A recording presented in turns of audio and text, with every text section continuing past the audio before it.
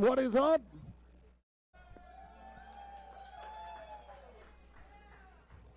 Thank you all for being here. Hey everybody, this is Dak Mac from the Galloping Ghost Arcade out in Brookfield, Illinois. Today is Saturday, August 13, 2022. We are here with our special 12-year anniversary event. Thank you all so much for coming out. Great to see so many people here, so many people traveling in to be a part of this. You can see instantly, there's so many people. What an amazing community that has sprung up from what started 12 years ago. And we appreciate every single day all the support and the praise. We appreciate all of it. It helps us continue to grow this arcade and make it bigger and better. And it has been a busy year with the expansion, and we've seen a lot of changes throughout the arcade this year. We've seen a lot of great new games. We've seen a lot of amazing gaming feats accomplished. We've met even more amazing players that have traveled in from all over the world, and the return of many regulars. So we appreciate what we get to do. So thank you all for that. 12 years is a long time. The bulk, many arcades not lasting 12 years. What was considered the height of the arcade era did not last 12 years. And for us to have continued growth and seeing new people travel in year after year, it really means a lot to us. And it is all very, very much appreciated. So we have a lot of streaming coming up. We're running already a little bit late. We were supposed to have a 2 p.m. start time. But we've been here for 12 years. You know nothing's starting on time with us. But we never just give what we say we're going to give. We say, this might happen, and then we try to outdo it. So we were telling many people we're going to unveil a game. We've got 2 games that we are going to unveil today. And we're going to have to jump into it because we're going to do one at what was supposed to be 2 o'clock. We're saying 2:37 or so by the time we get to it. And then we have another one at 3 o'clock. And then we're going to keep streaming these games, and then at 5 o'clock, we're going to be talking to a lot of the players. We are going to be announcing our next Gamer of the Year, and it's going to be, maybe we'll do that throughout too, throughout some of the gameplay. But going to get this first game unveiled so we can get some gameplay going. So again, we're going to be chatting with the stream in a moment. Thank you all in the stream chat for being here. Our Twitch following continues to grow, and it is absolutely amazing. And I got to give huge shout outs for Tommy Waffles, who has come on.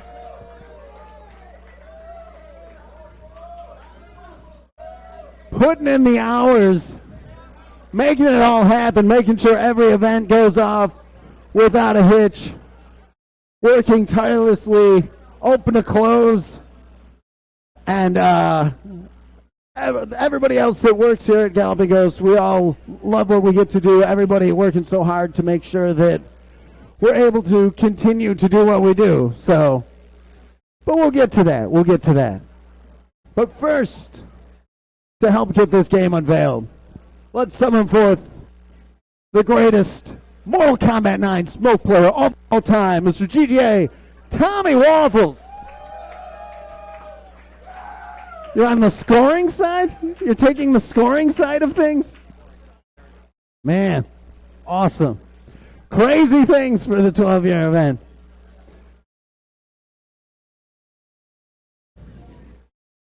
Again, thank you so much for everything that you do. Could not do it without you, man. 12 years is a long time. How many games do you think you have unveiled? Probably only about like maybe 60 or so. 60, 70. Yeah, something like that. You realize that's still more games than most arcades will ever have. That in itself. But we're going to give everybody not one, but two new games to get. Number 888 and number 889 creeping up on 900. And we're going to get everybody playing. Then we're going to start talking to some of the players here, maybe some of the legends of the industry. And let's get this one unveiled. You got to go on this side. I've never done a left-handed unveil. All right. This is going to throw us all off on Monday. And I know you've seen people posting, oh, this is the date for 900. Unless it's coming from us. Don't believe what you hear unless it's coming from us. Number 888 is none other than Jump Bug.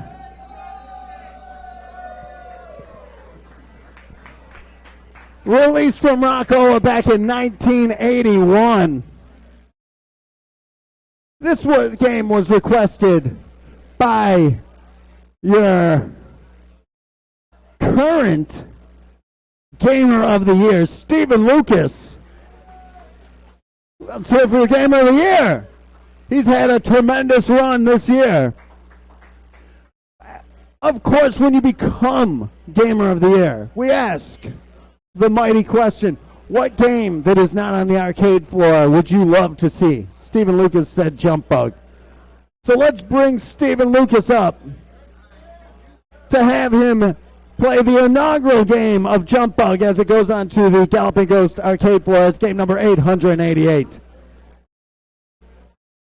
Stephen Lucas, he has something prepared. Well, I hope the monitor holds up because you'll tell the story in a bit on Jump Bug at T20 tournament. But want to say, today we have another anniversary at Galloping Ghost Arcade. And with that anniversary, a new Gamer of the Year will be crowned. Possession of this belt is something only afforded to a select few. I'm the 10th person to have held this belt, and I am proud to have been the Gamer of the Year for 2021. Years ago, I didn't know if I'd ever reach a level where I could have a reign with this title. With the pandemic year ruining a lot of things for many, I did not stay away from this place. The happiest place on earth for me. I came up a lot more frequently than I did in previous years, with so many weekends open, many laying low. I refused to lock myself down and cower. I went to work every day. I didn't buy into doing work from home. I came here. I played hard. I worked my way up. I was tested. I was challenged. I had my down periods. I regrouped. I fought back and didn't give up. Even in the hours before I was handed this belt, I wasn't certain. Even in the hours after I was handed this belt, I could have been dreaming all of it. I woke up the next morning and the belt was still there. It wasn't a dream, it was real. I was the Galloping Ghost Gamer of the Year. Now, the year has come to an end, and it is time to return the power to be passed on to the next Gamer of the Year. Later on today, when all the past Gamers of the Year will be called up to say a few words about their past reigns and how Galloping Ghost Arcade has progressed, I will be sharing more thoughts on this championship and what it means. And at this time, I am now returning the power to you to be given to the next Gamer of the Year. And hopefully you got a new strap for it because, boy, I put some wear on that thing. So let's get to the game. All right, Steven, I have to say thank you. As we have seen many, I'll give you a we have seen 12 years of Gamers of the Year. And I must say that your reign as the champion, the Gamer of the Year, was exemplary. And every time I would go on Facebook, you were promoting and giving praise to the arcade and showing your accomplishment. And I really appreciate, everybody here really appreciates that. The word of mouth, how about it? The support and the word of mouth behind this arcade has been the backbone of what has made it successful. We're not paying huge advertising or anything. It's all very genuine from the people that come and play here. And you can see how much this belt means to you as you're going to events, you're stepping up to other challenges, and you had a tremendous reign, and one that will soon not be forgot. And on top of it, we'll raise the bar for the next person to be Gamer of the Year. So thank you for your reign as Gamer of the Year at the Galloping Ghost Arcade. Congratulations, man. Very well done. And we hope you enjoy your inaugural play on Jump Bug, number game 188. 888. The eights, a milestone up onto itself. Oh, that monitor is bulletproof now. That's from the capture.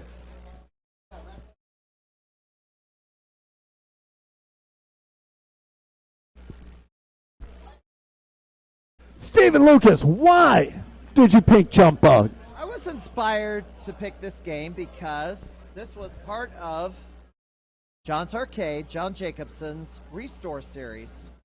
He got a Jump Bug. He did like, I don't know, a 20-part restoration where he completely sanded down,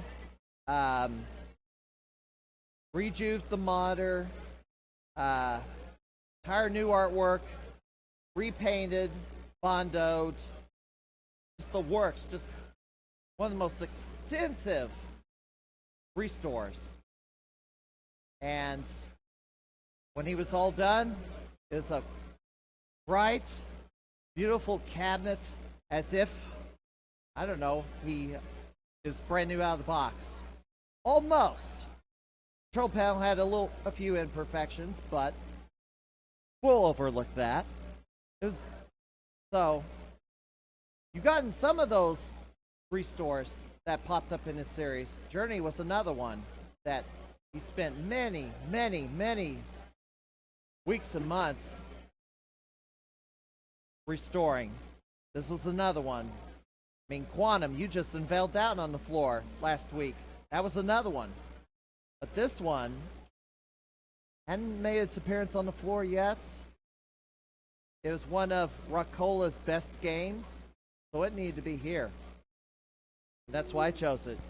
That is an excellent reason. It is an incredible game. Very fun, very unique. Nothing really like it. And we had the PCB in the vaults for quite a while. And we were looking at when we were going to unveil it, and we were looking for the right cabinet. Then eventually, we had a Rockola cabinet. Bomb Jack was in a Rockola cabinet, so we were considering swapping that to a different cabinet. And then out of nowhere, an original dedicated Jump Bug appeared. We had it shipped in. It needed some work, and it seemed appropriate to unveil it at T20 to give everybody that taste of what might be in the vaults. And as it's Steven's last day as Gamer of the Year, seemed fitting. And it's easy to remember, it's 888 on our 12th year anniversary, and it's Stephen Lucas's game of choice for winning Gamer of the Year. So a lot of easy things to remember there.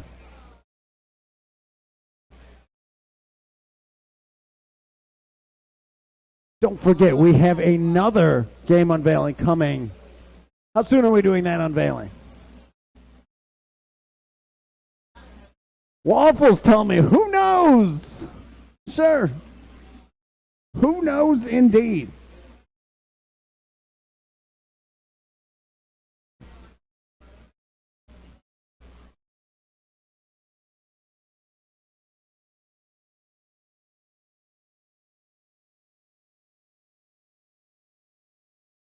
It has been a hectic year. Lots going on. And, you know, for us here, a couple weeks before the anniversary, well, we're normally running at 11, not even just 10. We're running at 11 constantly here. It gets much more hectic around T20 and the anniversary. The hours become longer and longer, and especially more unique this year with the latest expansion so close. So it has definitely been an amazing year. We've got to meet a lot of amazing new players. We've got to see a lot of world records and be introduced to many, many, many new games.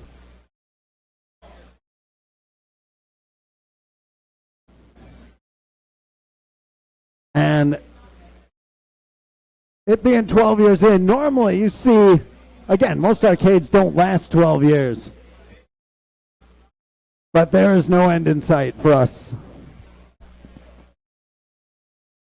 We've had some struggles. We've had players that people within the Ghost organization that have moved on. Again, unforgettable year with Pete Hahn, your former Gamer of the Year, going elsewhere, and others.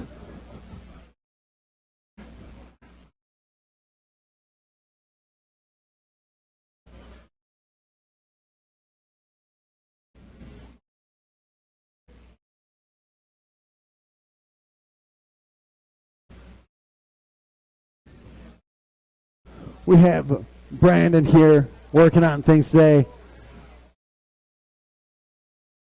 Been around for how many years have you been? I've been here probably 11 years. In I think March or April is usually my anniversary here. So yeah. He's seen it all, an integral part of what goes on here. How about it? Give him a round of hand. There you go. There you go. Just like with Waffles, a lot of people do not know that this place could not function without Brandon. He does so much here and handles a plethora of different things that nobody else could do. If we need something designed, and we often come up minutes ago coming up with random things that he needs to design, including a new vacuum attachment to make it easier for Waffles. Nearly impossible. I don't doubt that he'll have it 3D modeled out before the end of the day. You know, when I started coming here as a customer, it was probably in early October of 2010 when he first opened up. And Tom came with us back then. So he's been here with Phil, myself, Tom, all came at the same time. And then Tom went away to school and then came back later. So he could have been here 11 years just like the rest of us. But he went off to college, and then, I got hired on in I don't know, maybe 6 months after the arcade first opened. And then Phil not too long after that. And then several years later, Tom came on board. But Tom, it feels like Tom's been here almost the entire time. Yeah, Tom's been on Team GGA with the Mortal Kombat fighting team, traveling across the country. He actually went internationally to, I believe he went to Puerto Rico to do a tournament to represent Galloping Ghost Arcade and Mortal Kombat out there. Unfortunately, he got screwed by the the venue. and on his winnings.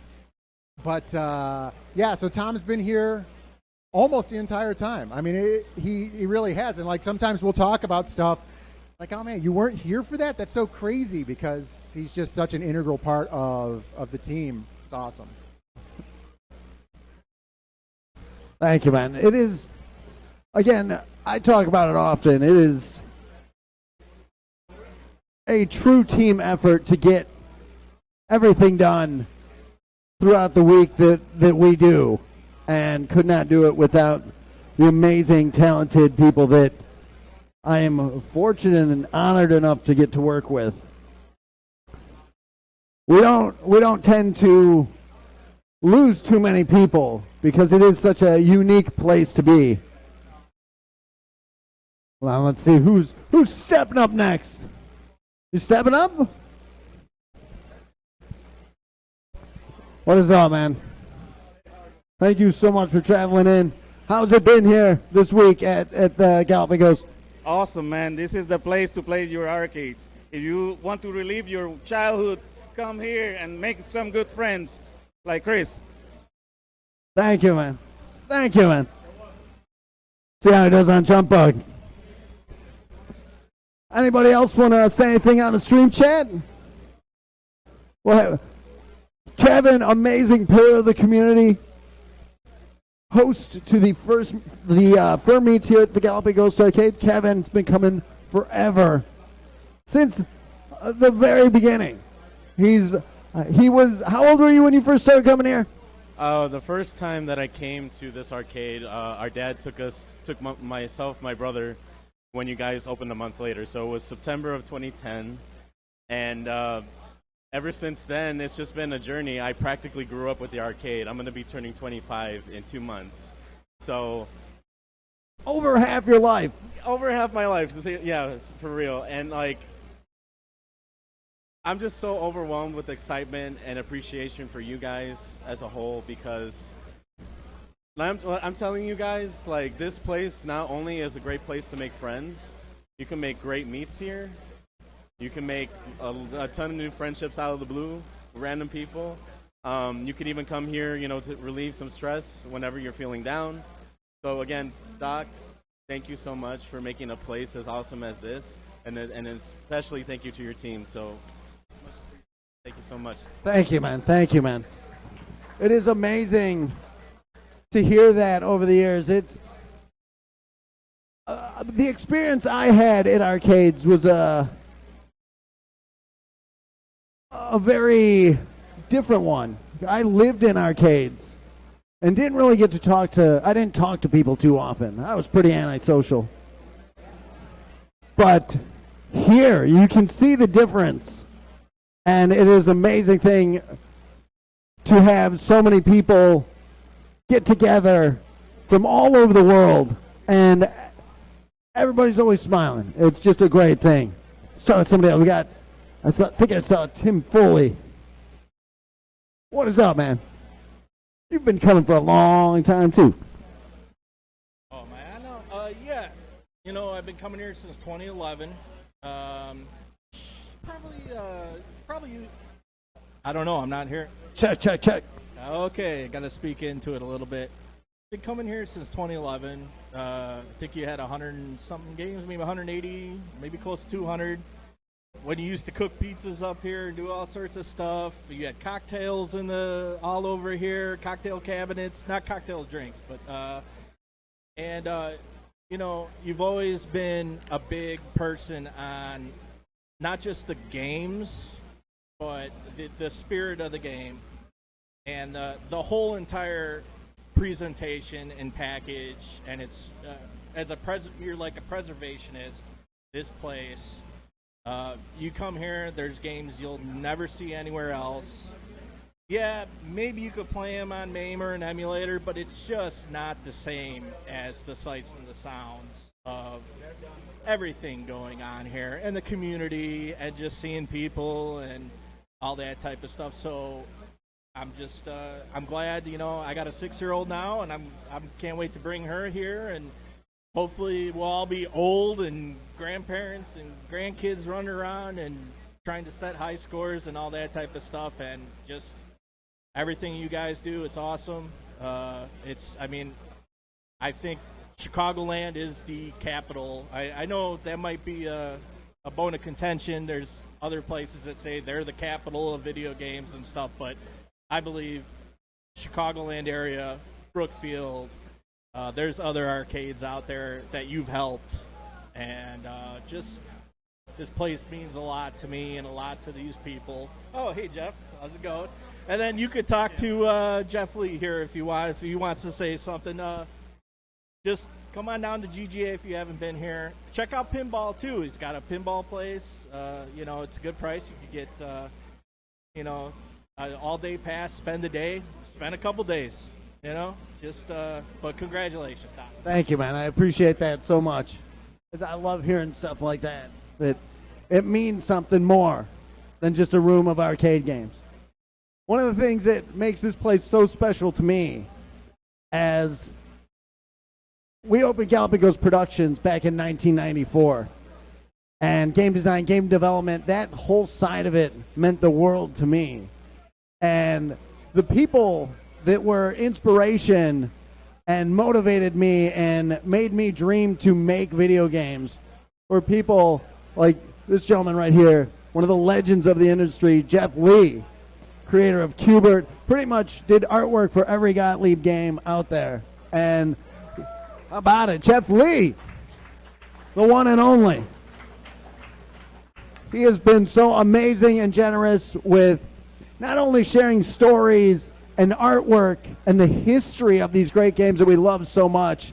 He shares his time and he comes out. He's been tremendous with his fans, and here today at our 12th anniversary, that means so much to myself, and I know so many of the people here. So Jeff, thank you so much for everything. Thank you, Doc, and thanks for everyone coming out and showing support for the Galloping Ghost Arcade. I'd like to congratulate you on the expansion. Tim gave me the tour back there. It looks fantastic. It's hard to imagine you got 888 games in here. Wow, that's incredible, incredible. And my congratulations to the Gamer of the Year. And many thanks for everything. I'd like to stick around, but I've got a social engagement. But thanks for the invitation, and congratulations again on your 12th anniversary. Thank you so much, man. Jeff Lee.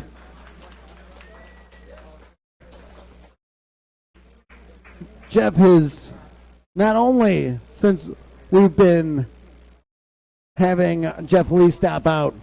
Oh, let's see who's stepping up next to Jump Bug. Jose, are you stepping up next to Jump Bug? I think Jose's.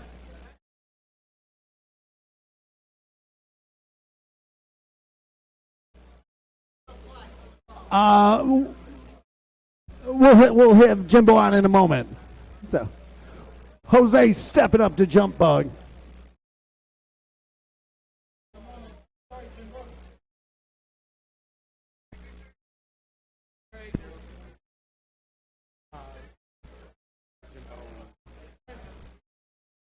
Sorry, ladies and gentlemen. Jimbo was asking for a phone call, so we'll get back to him later.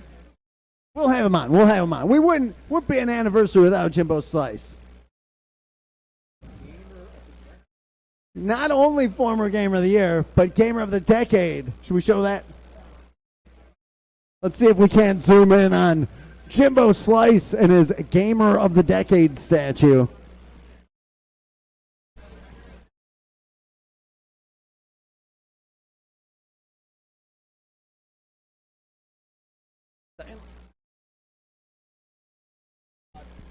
Turn it on? Oh, no.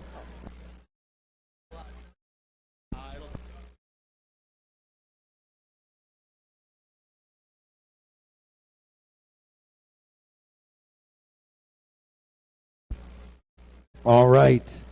It is almost time for we've just unveiled game 889. And anytime that every Monday, we've not missed a Monday in going on 8 years. It's a tough game, man. Yeah, it is tough, kids. I don't know if I'm going to come back on it. No. It is a rough one. resetting up. Who else wants to say something? Todd. What's up, man? Hi, Doc. First of all, I wanted to thank you for having me out here. All these people, it's amazing, the people that came out for this event. But Doc's pretty humble, and I have to say, we all have to give him a round of applause for having this event, having this arcade in our hometown. It's amazing. And what people may not know is Doc, he gives to other arcades. He brings arcades to different events. He promotes other arcades. So he's not in it just for Galloping Ghost. He's in it for the whole communities and keeping arcades alive. And I've known Doc since the beginning, and I'm just honored to be here and celebrate with you. Thanks, Doc. Thank you so much for that, man. Very much appreciate that. It is awesome having so many people that have been coming here for so long, just sharing their stories, like how long they've become. Just hearing that is just such an incredible thing for me. But thank you, Todd. Are we... Do I ask it as a question? Are we ready?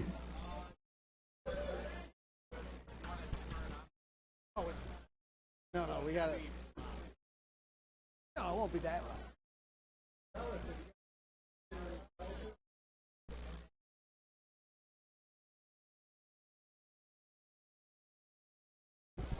Well, let's just do it. Disregard if you hear me. Any computer sounds that I heard, I'm making them. Anybody else want to step up, say anything? King, let's have King, the King Cam Black Man. King has been coming here for a while. Almost never missing a Monday. And one of our favorite streamers, create a lot of amazing content. There's not too many people that we promote and say that you should go watch this guy on Twitch. King is one of them. King, thank you so much for being here at the Galloping Ghost 12-year anniversary. Thank you, Doc, for bringing all these amazing people here. It's seriously such a packed house. I think I am safe to say this is the most, I think, in one of your anniversaries that I don't think there's a face missing in this crowd. I think almost everyone is here, and it's amazing. But again, thank you for having me here, and thank all of you guys for, no matter what game I played, classic, current, whatever, you name it. It's honestly, you guys are amazing. I love each and every single one of you in this community. People in here, people outside. It doesn't matter who you guys are, and again, I tell people every time, when you come to my streams, it's about being comfortable. It's about being together as a family. It's about me having fun. That's all it is. And that's at the end of the day. We're all here to have fun. High score, world record or not. We're all here together as a family and a collective to be together as one. So thank you for having me around, Doc. And thank you for plugging for the last while or so for me as well. I also appreciate you doing that. And, again, the times never end on my stream channel, and the times never end here at Galloping Ghost. So thank you, Doc Rap. Thank you, King.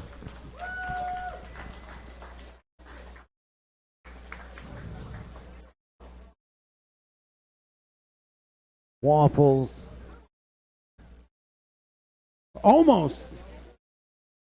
Almost ready. 5 p.m.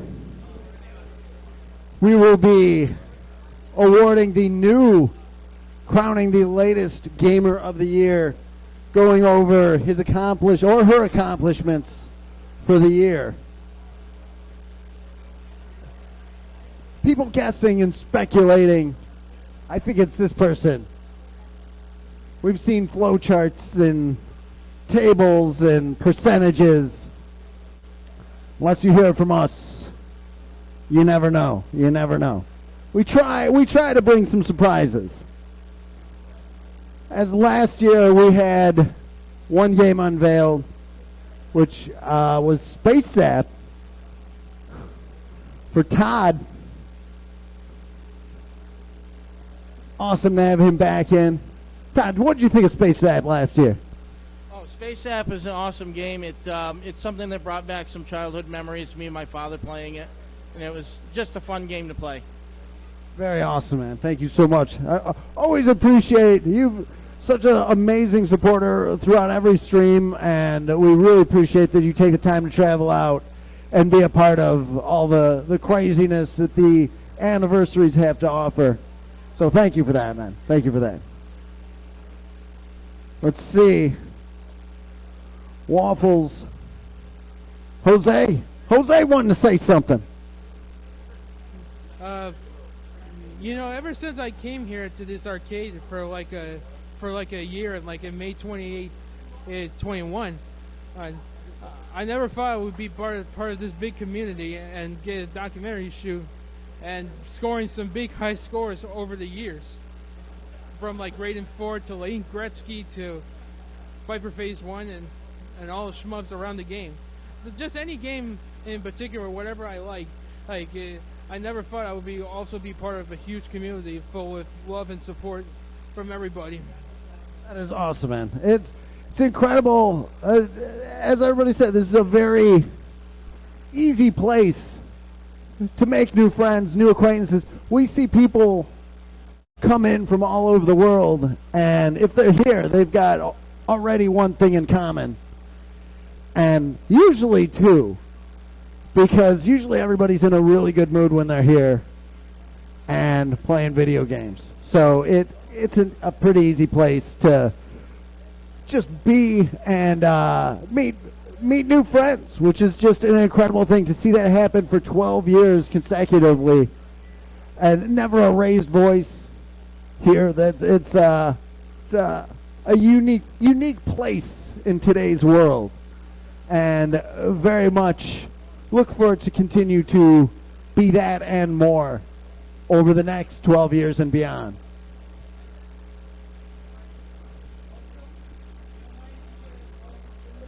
Yeah, we can take a call from Jimbo now.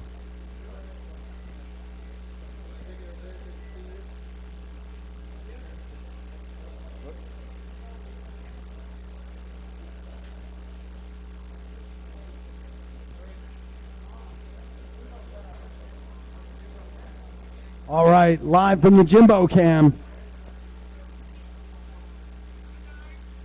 Hello, Jimbo. We are all doing well. I cannot hear him. It seems like crazy there, man. You me there?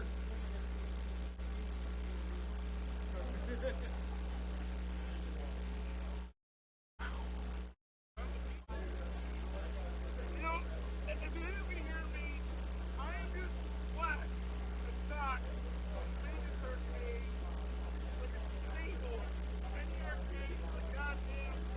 I don't mean to be.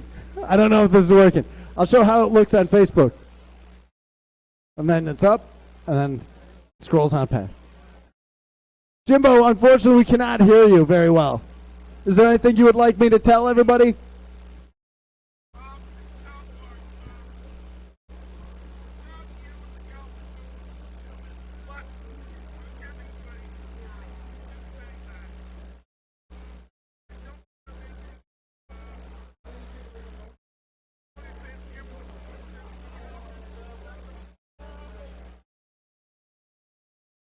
Jimbo, we can barely hear you, man. We'll have to talk next time you're out, man. But people appreciate you so much for everything that you've done for this community and all that you bring to it, man. You're a pillar, man. The former Gamer of the Year, Jimbo Slice. Unable to be here, but always a part. Always a part. Thank you, Jimbo. All right. Number 888 has been unveiled. And now, after I confer with the hardest working man in the arcade industry, Tommy Waffles. It's still booting? All right. It'll be another minute. Watch it.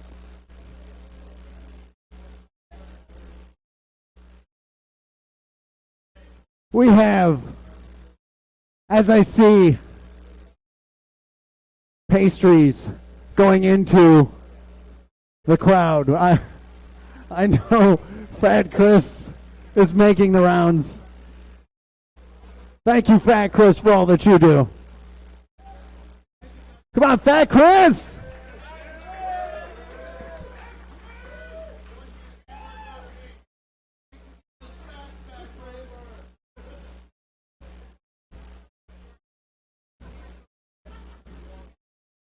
I would bring Carlos up, but he's in the middle of a pastry.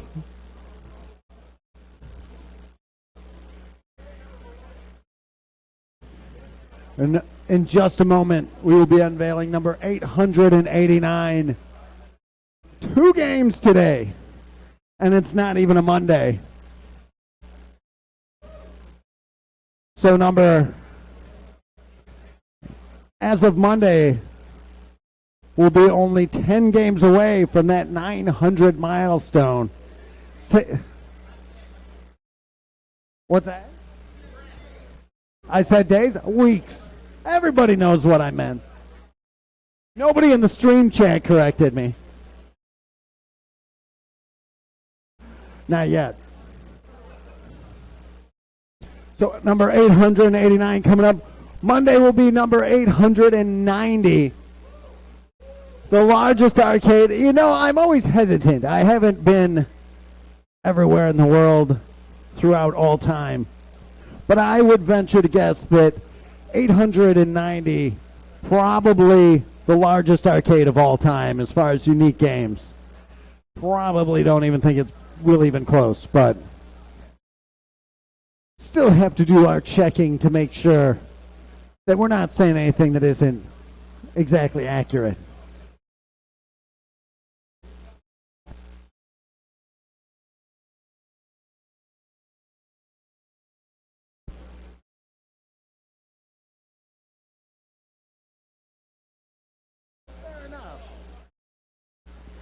I like it.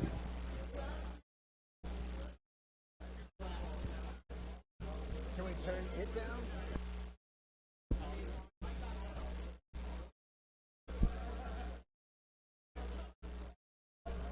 Well, you know, it is what it is. Should we do it at the perfect timing? All right, let's, for a second time, summon for the greatest Mortal Kombat 9 Mr. GGA, Tommy Waffles. That was louder that time. Tom, how's the weekend? What about them scores?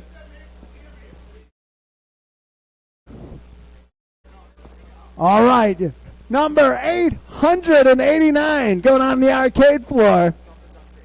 And it's our most challenging reveal ever, as the cabinet, as the tarp has been. Oh my goodness. All right, number 889 is none other than Street Fighter V! Released from Capcom back in 2018. We have had, this was currently the last iteration of Street Fighter released in the tradition of the arcade. Like the recent release of Samurai Showdown, it came out in 2019. Single player, because the multiplayer you need the Nesca setup. Let's see. Hold on. I gotta see. I need I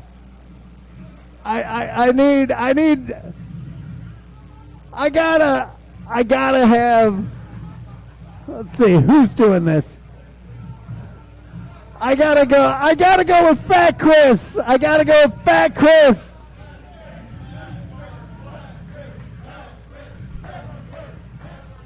Just trying to pick Fat Chris. It's so difficult. It's so difficult. So many deserving people. Jose should have had it. Kevin should have had it. But we went with Fat Chris. Fat Chris reading the Nessica rules real quick. First time playing it. Missed out on T20. Fat Chris, thank you so much. Thank you so much, man. You are not around as much. We would want you around more. You are a pillar of the community. You bring so many people together. I remember Fat Chris calling me. I believe it was, I forget what day it was. You were out at the airport. And where were you going? I was going to, taking memories back now. Are you leaving here? Was I leaving here? I think you were leaving here. When was this? Last year? I have no idea. You started talking to somebody. Oh, no. You were at work. You were at work. My client. He was talking to a client. This lady right here. Okay. All right. So I'll take this for a second. First, I want to thank my awesome, gorgeous, hot Asian wife, Araya, for letting me be a nerd. Everybody give it up for Araya in the background, please. All right? She lets me be a kid. As irresponsible and immature as I am an electrician. And from what I'm told, I'm good at my job. So I go to do a job about 3 weeks ago, and I'm getting this punch list together. And I see her name is Colleen. She actually has what was it? Something with Chicago on it. Picture frame. So she started talking to me about her son liking video games and things like that. And so I talked to her about the Ghost for about 20 minutes. This is in Maryland, back in Maryland in Rockville, Silver Spring. So I start showing her pictures and videos and everything else, and I leave, and we finish talking. 20 minutes later, she sends me a text and says, book the flight already. And she said that her son would have been the happiest kid in the world. What's your name again, brother? I'm sorry. Evan. Everybody give it up for Evan, his first time being here. That kid right there. So when you could talk about a place like this and within 30 minutes somebody books a flight and they come here, the amount of shock that they go through, all I can say is there's no words to describe this building. It's not in the English language. So that's all I got. Thank you, man. Again, people talk about this place. It comes from a very genuine place to them. And it is absolutely amazing that just hearing somebody talk about it, they'd get on a plane and fly out and give a place a try. An arcade, no less. It's pretty awesome. Thank you, man. Thank you, man. Fat Chris with the inaugural game of Street Fighter V Arcade Edition. Let's see who he's going with. Who are you picking? I haven't seen the lineup for Street Fighter V, so I don't know. I do have one idea, and he's from Capcom.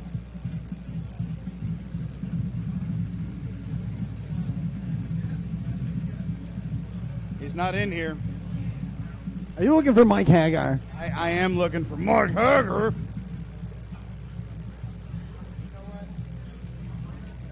Going with Birdie.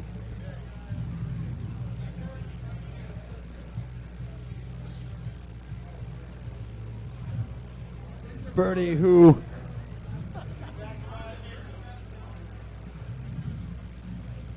made his appearance in Street Fighter.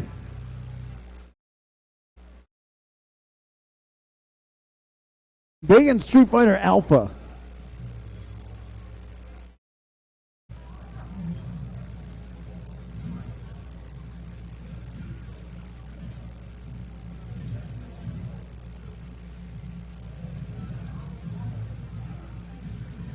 Major headbutt.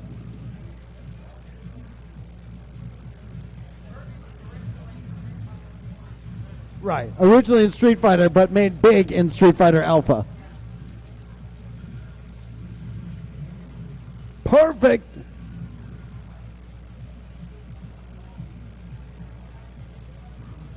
right there, we just saw the psychological experiment of what makes a good character.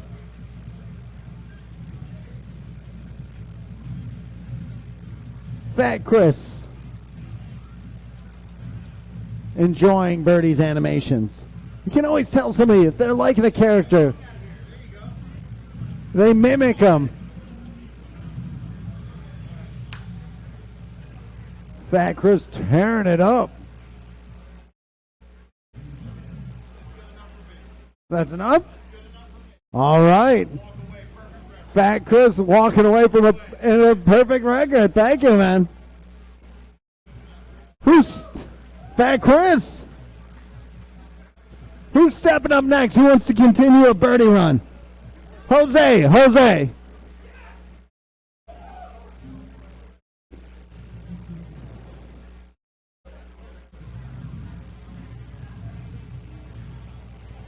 Jose stepping up to Street Fighter V.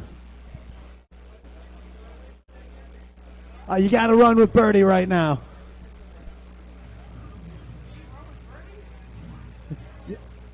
Do the best you can with Birdie.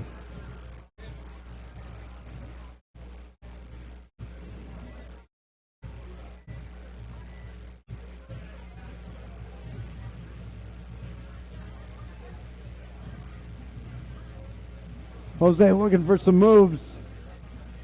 Unfamiliar with Birdie. Not many people.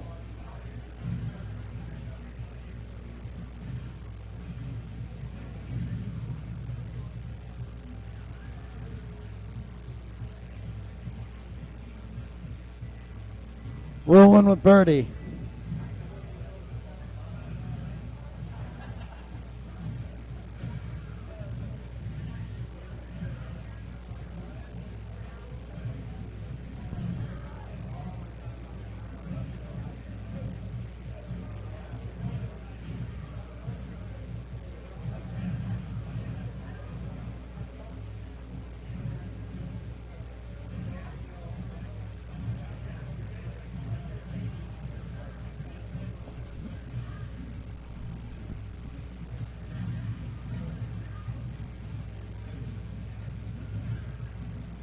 Jose tearing it up.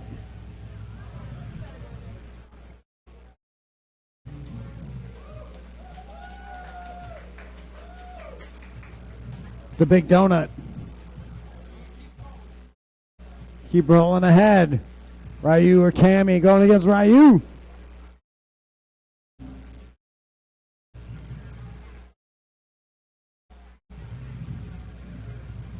One of the biggest interesting things for me that I noted, Street Fighter 3 having such a big impact in game design, game development. We've talked about that before, where they were giving players something new and unique. And it took the players many, many years, decades even, before they really appreciated Street Fighter 3.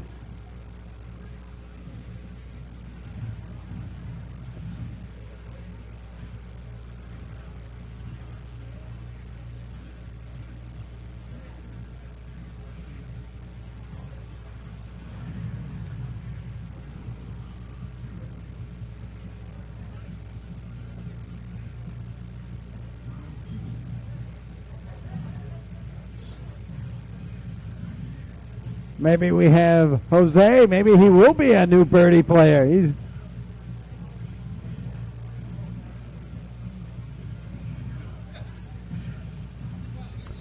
got the dizzy.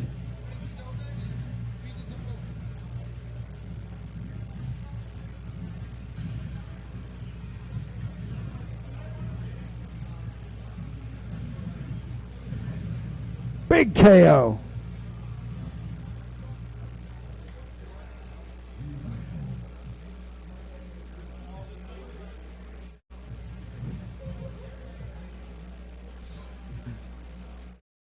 He's digging it. The bonus mode.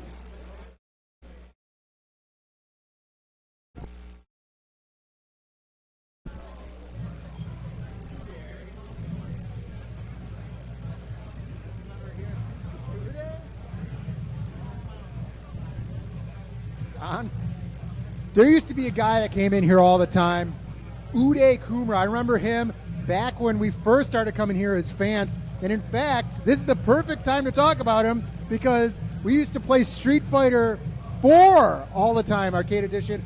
Over here at the arcade, we had a big showcase cabinet with Street Fighter 4 in it with interchangeable tops. So if you wanted Sanwa or if you wanted traditional, like American style bat tops, yeah, the IL sticks, yeah.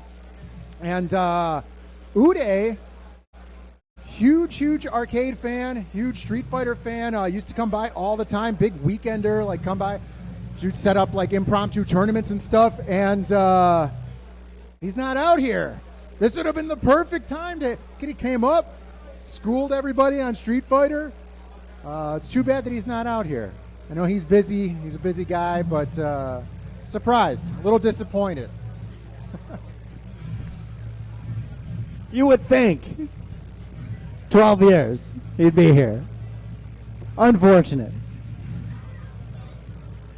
But that's the weird part of the community.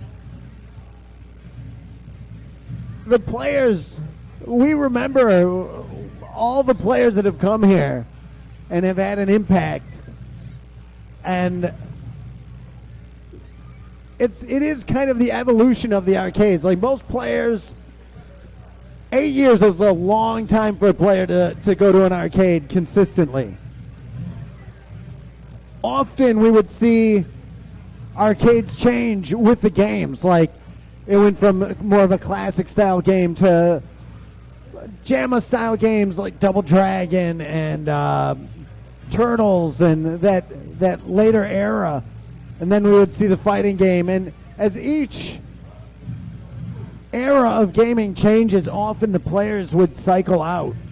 Because players that would come to the arcade wanting fighting games, as it all went to be DDR games, there was nothing left for them to play. So they would stop going to the arcades. The nice thing about bringing back so many, every era of game, 1976 up to 2019 and beyond, all the players can come back and be a part of it and be into it again. Many of our gamers of the year, we haven't seen some of them in a bit. But no, it's just a hiatus for them.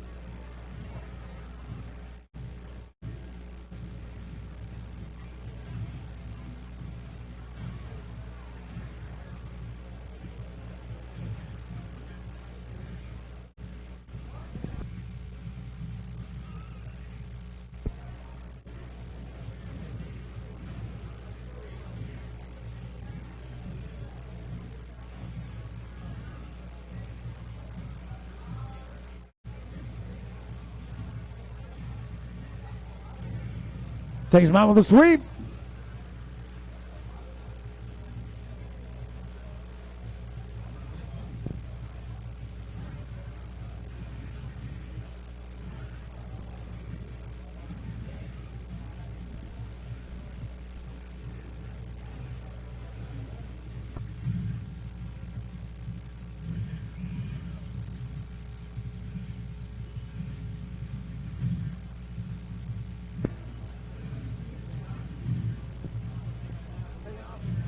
Thank you, man. Kevin is taking off. Thank you, man. Awesome seeing you. Thank you, man. I appreciate it, man. See you soon, man. Kevin taking off.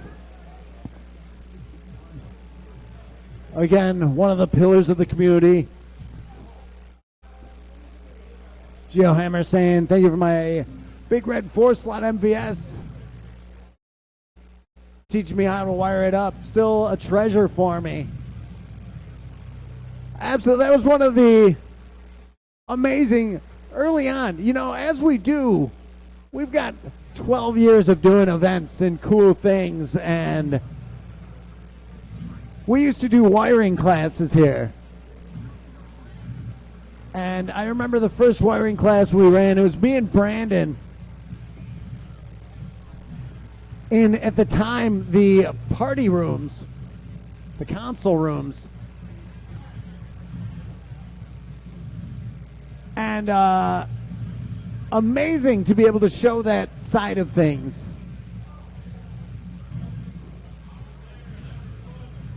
Maybe one day we'll get back on doing wiring classes. Brandon, do you remember what game the first wiring class, do you remember what game we wired up? In the class that we taught? No.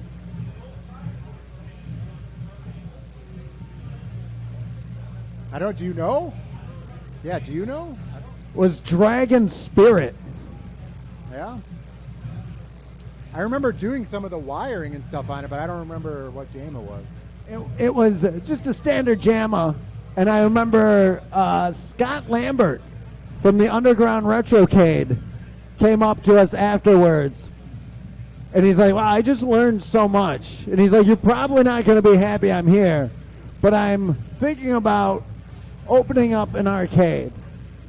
And we were like, oh, that's awesome. Like, anything you need to know, we'll help you and show you, and whatever we can do to make your place work, let us know. And unbelievable that he would go on to create within like less, maybe around a year and a half. It took him maybe 2 years. He had the Underground Retrocade open. Yeah, those were cool days. I remember we did a number of those classes for people, showing them how to do things. We would have people come in from a land. Wasn't Aladdin's Castle? Was it? Maybe it was Aladdin's Castle. Is Aladdin's Castle even around anymore? Is it? Enchanted Castle. Enchanted Castle makes a lot more sense. Yeah, yeah. I didn't know that people from Enchanted Castle came out. That's cool. I don't. They had come out and they said that they weren't able to fix the machines. And there was so many games that were down, and they wanted to fix them for everybody because people were like, I want to play this. And the same mindset that we had, it's like, you got to get these games playable for people to enjoy them. And something as simple as a broken crimp or a bad wire or bad micro switch or something can keep you from enjoying a game. And it's awesome. It's all, I can't tell you how much I appreciate the early days when we were running up. What were some of your favorite events that we ran? We used to run so much stuff. Like we had the Shang Tsung's Fight Night events. We did that. We did the wiring classes. There were a number of times that we did like arcade trivia nights. That was back when we had the party rooms. Sharp dress Saturdays were always cool, even though the promotion on them, I think we could have done better. I think we should it would have been cool to have like a black tie today. That would have been awesome. I think a lot of people would have participated in that, especially, knowing that it's the anniversary day. But yeah, we used to do a Sharp Dress Saturday where people would come in on a Saturday, just like a regular Saturday for no reason. We just schedule a Sharp Dress Saturday where you come in like a suit. The women would be in like evening gowns and stuff and playing some games. It was called, there was an achievement for it. And it was like, wear your nice lady clothes and bring a girl. Yeah. Yeah, wasn't there like, we used to have the achievement booklets. Did you talk about those? So the achievement booklets, we had those for a long time, like seasonal achievement books where you go around the arcade and do certain set a score in this or do a certain thing in a video game, and then you'd earn an achievement point. Or like the chivalry is not dead, he'd bring a date and pay for her, stuff like that. I can't read that from here. Zaid Comics still happening? Yeah, man. Zaid Comics is alive and thriving. We're crowdfunding comic books and projects on Indiegogo all the time. If you guys are interested in the projects Phil and I work on, we have a comic book company. He does writing, and I'm an artist. And then we work with some other fantastic artists in our community, you could go to zadecomics.com, as it's spelled right there in the chat. See all the projects that we're working on and any future things that we have coming up. Right now, we're on our 5th crowdfunded project on Indiegogo, and it's called CG Vacation, and it's kind of like a throwback to the old Marvel swimsuit editions, kind of like the Street Fighter Udon swimsuit specials that you could still get. And it's just like the comic book characters in their like beach attire and bikinis and stuff like that. So if you guys like that kind of stuff, you could check out our projects. Yeah, we're still doing that all the time. And we have no plans on stopping because we have a lot of fans that are enjoying our projects, and we love getting our books out there to people. So I appreciate the question. That's awesome, and I'm glad that you remember that. That's very cool. But let's see, what else did we have here? Yeah. I remember for Sharp Dress Saturday, Doc and I went out to go get new suits for ourselves because we wanted some new suits, especially ones that we could wear working at the arcade. Like if we had to go back behind the games and reset them or something like that. So we went to Nordstrom and got a couple of suits and stuff, and then the guy, he doesn't work here anymore, but Don Cox, former GGA employee, he came in on his Sharp Dress Saturday, and he had like I guess it would be like a polo shirt, but it was like tablecloth pattern, button-up collared shirt, and it's like slacks on, kind of not too sharp dressed. But sure. You know, he that's how he wants to dress. That's cool. That's cool for him. Personally, I like the classic look in the suit. So yeah. Let's see what else we got here. Oh yeah, thanks, man. Yeah, the arcade is doing awesome. So happy we got the expansion done. That first expansion for a while. Big amount of space that we added. If you guys haven't seen that, we added probably a space for another 200 games or so back there, which is awesome. Long time coming for that expansion. Very happy that happened. Very cool. And another expansion just on the horizon. So that's going to be awesome too. Then we'll have the entire block, and then who knows what we're going to have to do from there. You know, we've opened up so many different things since we first opened the arcade. We have Galloping Ghost Gamma, the gym and martial arts studio down the block. So we have people could come by. If you guys are local in the area, or say you're coming by, you know, for a little while, you know, to experience the arcade for like a week. We got a lot of people that come in for a week on vacation. You guys want to hit the gym? We have the gym just a couple blocks down from the arcade. We have Galloping Ghost Pinball now. We got like 50 pinball machines in there. That thing's doing super well. A lot of one-off, super unique and rare cabinets in there. We got Galloping Ghost Garage, mechanic shop now, just down the block. So Joe's down there all the time and hitting it up, working on those cars, keeping everybody's cars running here, you know, so we could do so many awesome things. Got Galloping Ghost reproductions now. You know, 12 years, a lot of stuff has happened, you know, and it doesn't feel like 12 years. You know, it's funny, like thinking back on a lot of stuff, and it's like, man, that was 9 years ago that happened, or oh, that was 5 years ago. It feels like it just happened. Or like sometimes it's like, oh, that was only 2 years ago. It's like, man, that feels like it was forever ago. Like, I can't believe that, you know, that only happened a couple years ago. The time is so weird here, but just because we're always together. And, you know, we're always working on so many different projects, and there's so many awesome things happening. And I think, like, working with a team like we have, especially now, like, honed down and really shown who wants to be here and who loves getting stuff done. You know, we're always moving in that same direction, and that's the kind of team that you really want to have.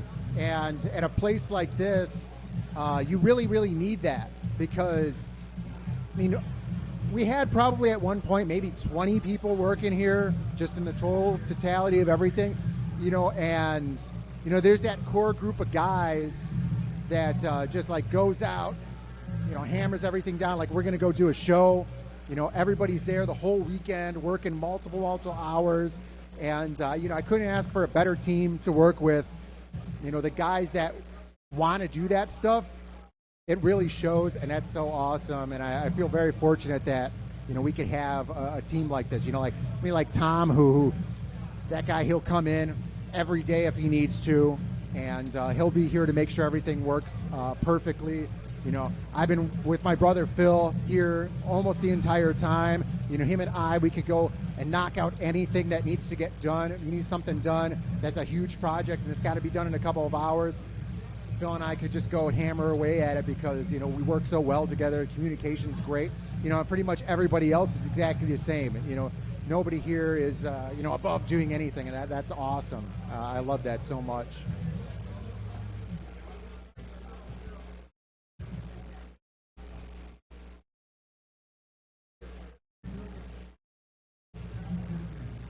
Yeah, of course, here at the Galloping Ghost, if you guys are interested in memberships, we do have weekly memberships. So if you guys are going to be here, like I was talking about before, you're on vacation, you're going to take a couple of days off, swing down here to the arcade. You could do a week membership.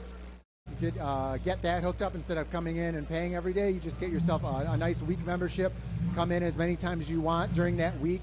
We also have monthlies, and we do have annual as well. So like if you're going to be coming back here, if you're local or you're planning on having multiple trips out here, you could do annual memberships. We also have like that very elusive lifetime membership as well. There's a few people out there that have that lifetime membership, which is always a great deal because, especially what we got going on right now, the prices of things go a little bit crazy. And so like there's people who pay lifetime membership fees, and they got an amazing deal, especially compared to what people would be paying now. You can find all of that information on our website. You can go to gallopingghostarcade.com, and we have the membership tabs right there.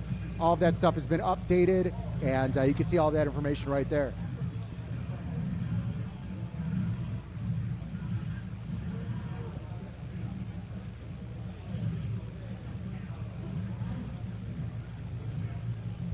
Let's see, how you doing here, Phil, on Street Fighter V Arcade Edition? Pretty good. I've never really played this game. I know basic Guile stuff. I don't really understand or know how to use V-Trigger, though. No Dudley in this game? No, unfortunately not. Hopefully Dudley's in the next game. Yeah, Street Fighter 6 is going to be launching pretty soon, right? Yeah, there's a bunch of leaks coming out. DJ's in there, which I'm excited about. But, look, Dan. So they get to play against Dan here. Yeah, it's like a third strike when you're in arcade mode. They give you two options, I guess. Oh, very, very cool.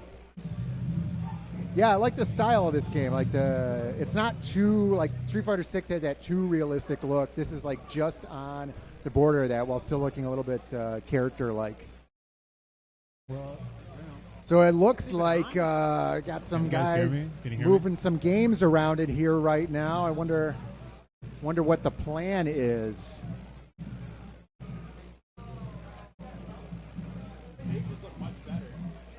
Yeah, the game looks fantastic.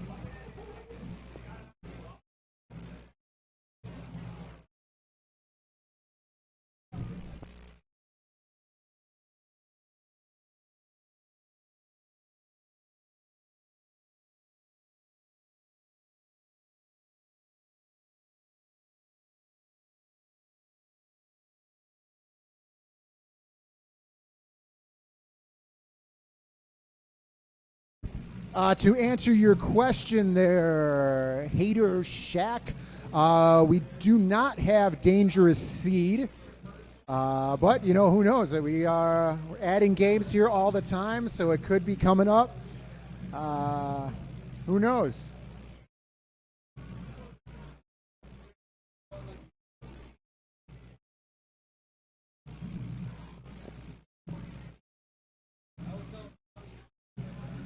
All right, so we have another question here asking from Beer Man, what is the daily entry fee right now here at the arcade? So just after we expanded, we went to $25 standard admission, so unlimited free play, no quarters or tokens or anything like that. Just $25 to get in. You can play all day until we close. So if you come in and let's say it's a Friday, you come in when we open at 11 a.m., you can play till 2 o'clock in the morning. Get those huge hours in there for only $25. And, for only $5 more on top of that, so if you want to pay $30, you could also go down to pinball and play all of the pinball games that we have down there as well. That opens up at 3 p.m., so you could come in early in the day, hammer out on some arcade games, and then go down at 3 p.m., get some pinball action in, go get some dinner, come back later, hit the arcade again until 2 o'clock in the morning. We have a question here for Phil. Backdoor Fred wants to know, what is your favorite game? Arcade game? It doesn't say, but probably. I really like Dragon's Lair. Dragon's Lair is awesome. Oh, it's underrated. Everyone thinks it's super hard, which it is pretty hard. But it's just the animation's amazing. Nothing else like it. It's better than Space Ace and Dragon's Lair 2 because of the randomization of the screens. So yeah, that game's awesome. Definitely, that is an awesome game. The art style is amazing. Don Bluth on that game, doing the character designs, and his studio doing the animations on it. So awesome. And I think that is going to be like a legendary game, going to be around forever. I just saw that there was a company putting out a Dirk the Daring statue. So if you guys are fans of obscure arcade games like that, you could go get yourself the Dirk the Daring. Hopefully they'll do a Daphne soon. That would be awesome.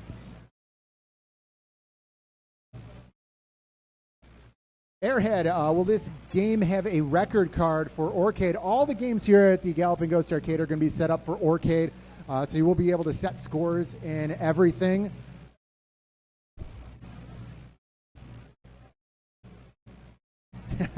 Beerman asking a serious question here. How many technicians do we have here working at Galloping Ghost Arcade at any given time? Not as many as you'd think. When I was hired on here 11 years ago, I was hired to awesome. I was hired on as a technician, so I started working on arcade games back then, teaching or helping to teach the repair classes and such.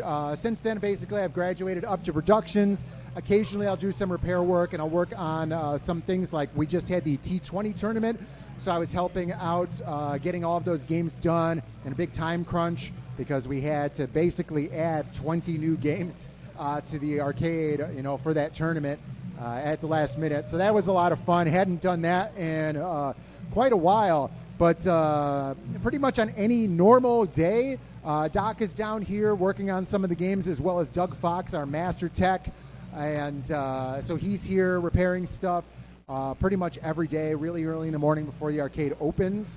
And yeah, it is a daily task. We have a huge list of stuff that comes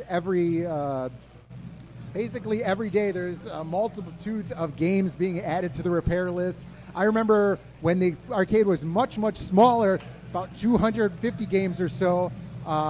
There was times on Monday where we would have almost every single game in the arcade fully operational. I don't know if we ever had that while I was specifically working as a technician, but we had it very close. And then the weekend would roll around. Monday was our repair day, so it'd come back on Monday, and there would be close to 50 games being down again, just because the weekend rush is very rough on the arcade cabinets.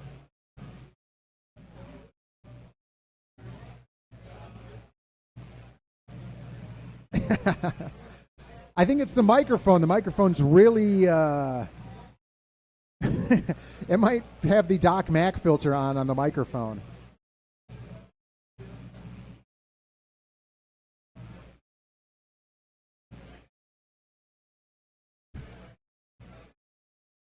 Sure. Yeah. Any questions you guys have? I have answers for you probably. So.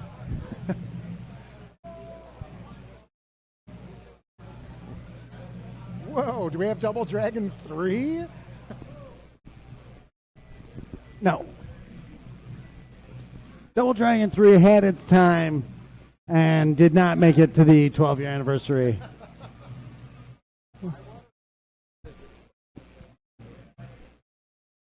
Bill Pops tearing it up with Guile.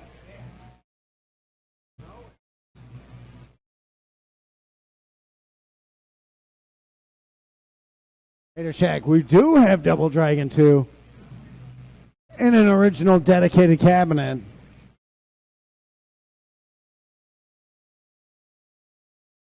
Godfist asking, do we have to retire old machines? So we try never to remove anything from the arcade floor. It has happened over the last 12 years, a time or two. We were looking at, again, we were looking at a lot of pictures earlier today. And some games that I hadn't even remembered that were actually on the floor. Occasionally a game will go out the floor if it's beyond repair, which is pretty infrequent. Or if, like Double Dragon 3, I don't feel it fits here in the lineup. Double Dragon 3, I felt such an amazing IP to be working with, and to make a game that was so far less behind the quality of Double Dragon 1 or 2. Even though I'm a completist. Scroll asking, where does Double Dragon 3 fit? Dumpster. It'll fit in a dumpster. We know that. No, we changed the cabinet out. It was a conversion cabinet from a Dragon's Lair cabinet when we got Double Dragon 3. Took the board out, and I believe we sold it as a restoration to somebody else.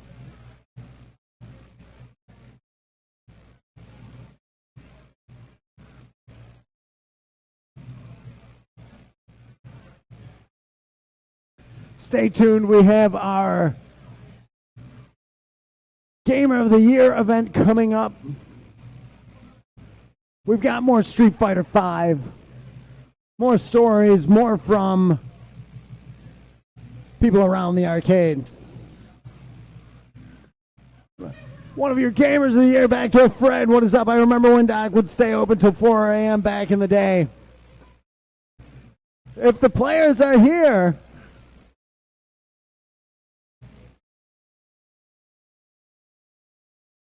if I'm here, I'm not kicking people out. Godfist asking, do we ever run out of floor space? We fortunately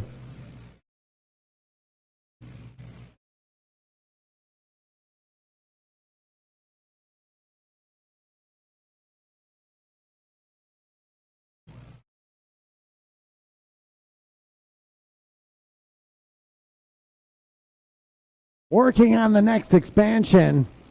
Beerman, I'm the only one on KLV with Destroyer from Jail. Great game. Very obscure game.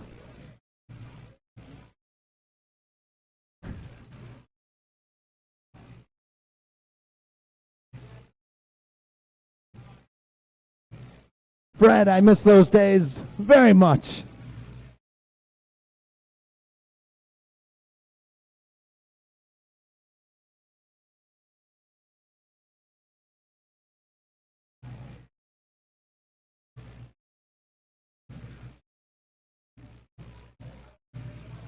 E Honda taking the round.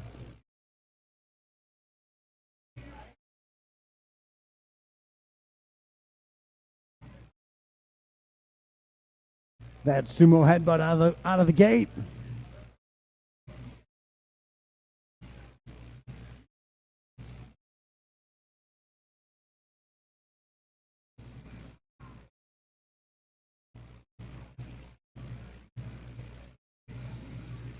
Oh, 100 hand slap into super, but he blocks it.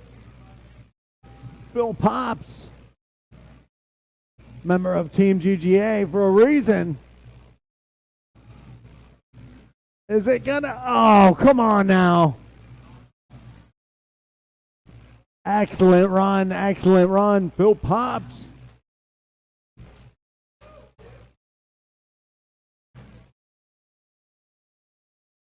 Who's stepping up? Are you stepping up?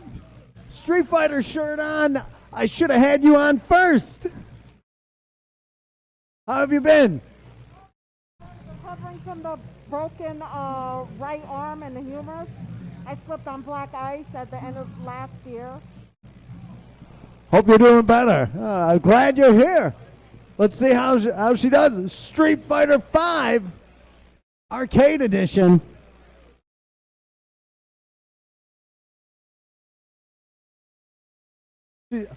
Rocking that Street Fighter shirt.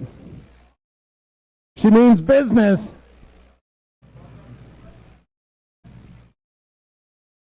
Shout out Stan Eichfeld. He's one of our lifetime members. Asking, did you pick up any games from Fuddruckers after they closed? I remember seeing you at Fuds when me and my sibs. I do remember that.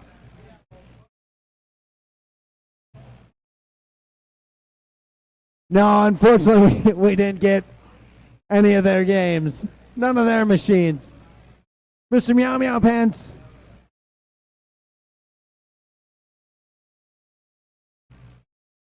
We are enjoying Street Fighter V, the arcade edition, on the original arcade hardware, the Taito Type X4. We've seen people with direct copies that run on the Taito Type X3.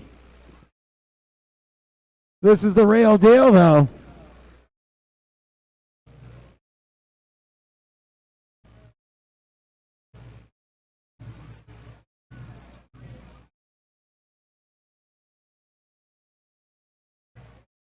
Chun-Li versus Cammy. Fred asking when's the Ghost Grill going to open. We got to find just the right building for that. And the right people to run it.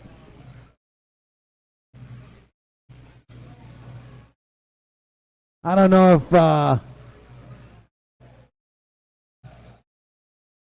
restaurants tough to run. This year, though, big plans. 12 years into the arcade. Say like 28 years on productions. 3 or 4 years with pinball. 5 years with the gym and printing. 3 years with the garage. 1 year with Galloping Ghost Kaiju Kobo. Anxious to do more.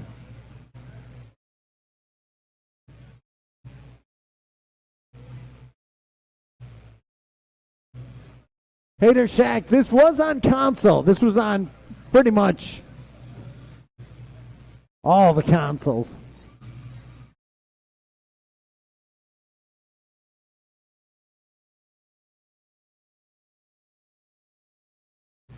Cody the Naked Space Hero saying, do you have Vector Graphics Star Wars machine? We do have the Atari Vector Star Wars and Empire Strikes Back, along with the Raster Return of the Jedi, Star Wars Trilogy, and the ultra rare Star Wars from Sega 2-player.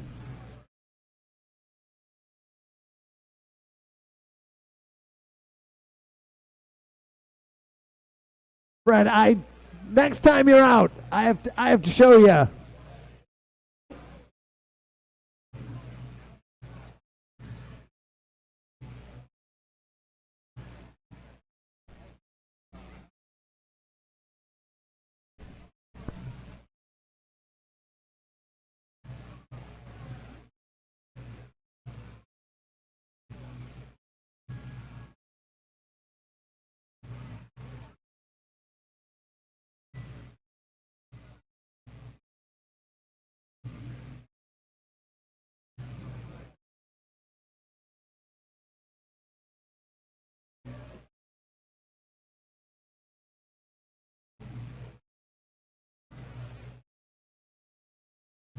Taking on Nash.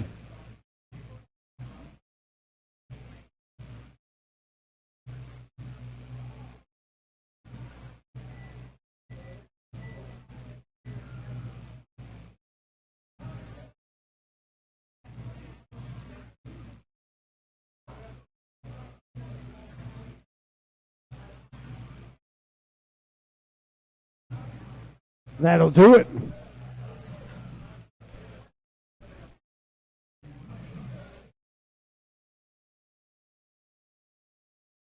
Our 889th game.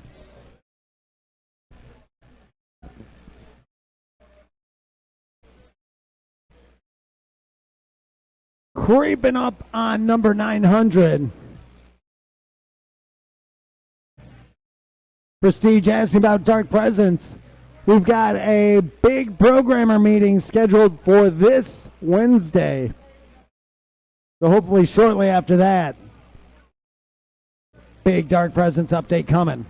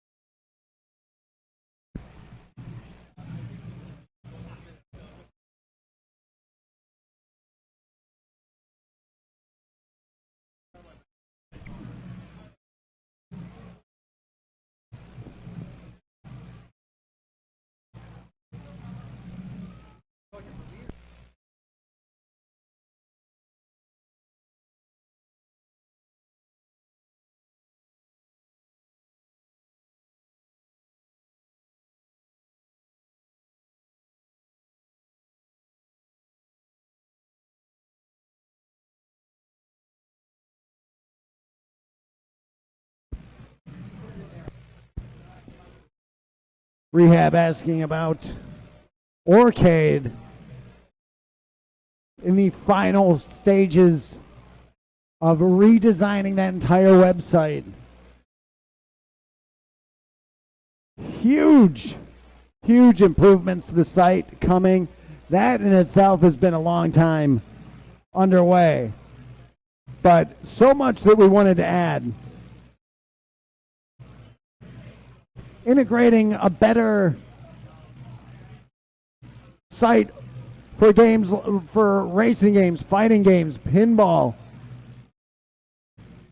So a lot that we are adding to the site, and that's the huge delay on top of obviously everything else that we work on and deal with on any given time.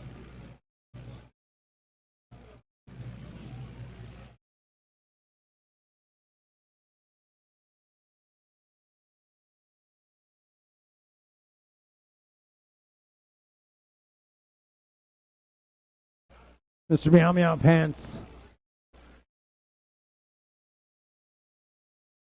It's about the history of this cabinet.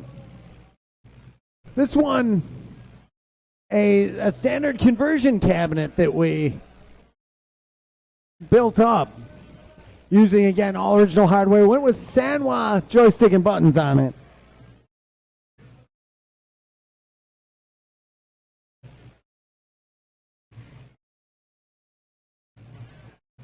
The board, though, we have been asked to remain anonymous on where we got this.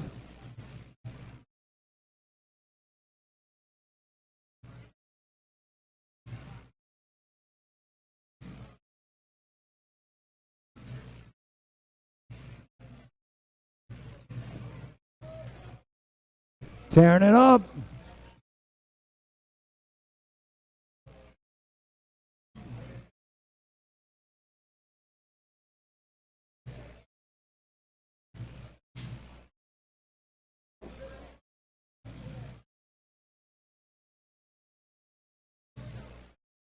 Godfist asks, is there Time Crisis 1 here? Why no Time Crisis 2? Oh, who knows if it's in the vaults? We have a lot of things in the vaults. It's just how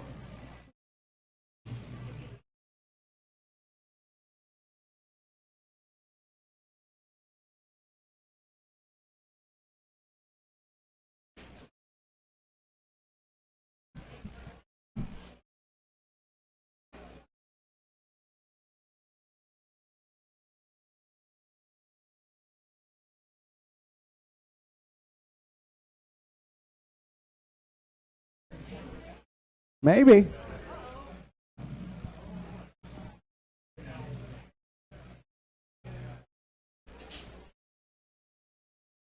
Prestige, our vaults.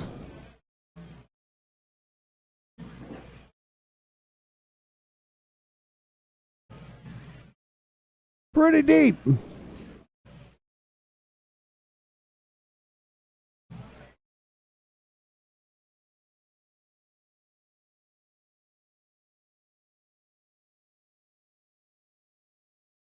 Jimbo Slice, thank you for being here, man. Would not be a anniversary, our 12-year anniversary would not be the same without you, man. Thank you for being here on the stream. Sorry we couldn't get your audio working earlier.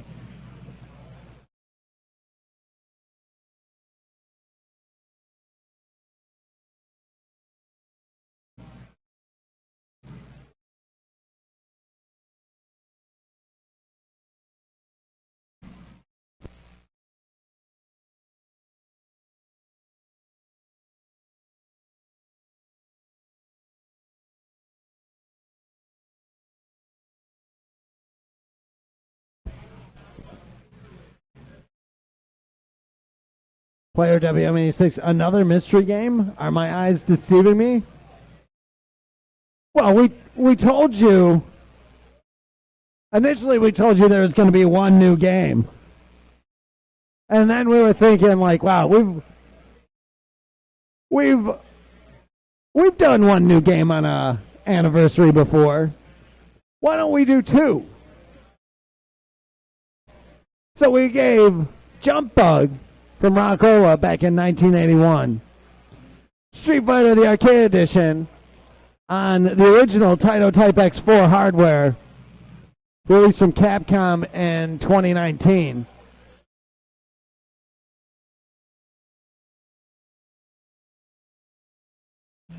But we figured it's the 12-year anniversary.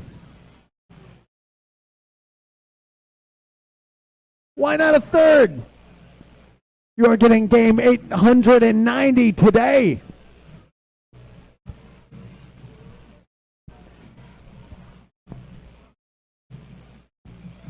I know Carlos wanted to say something.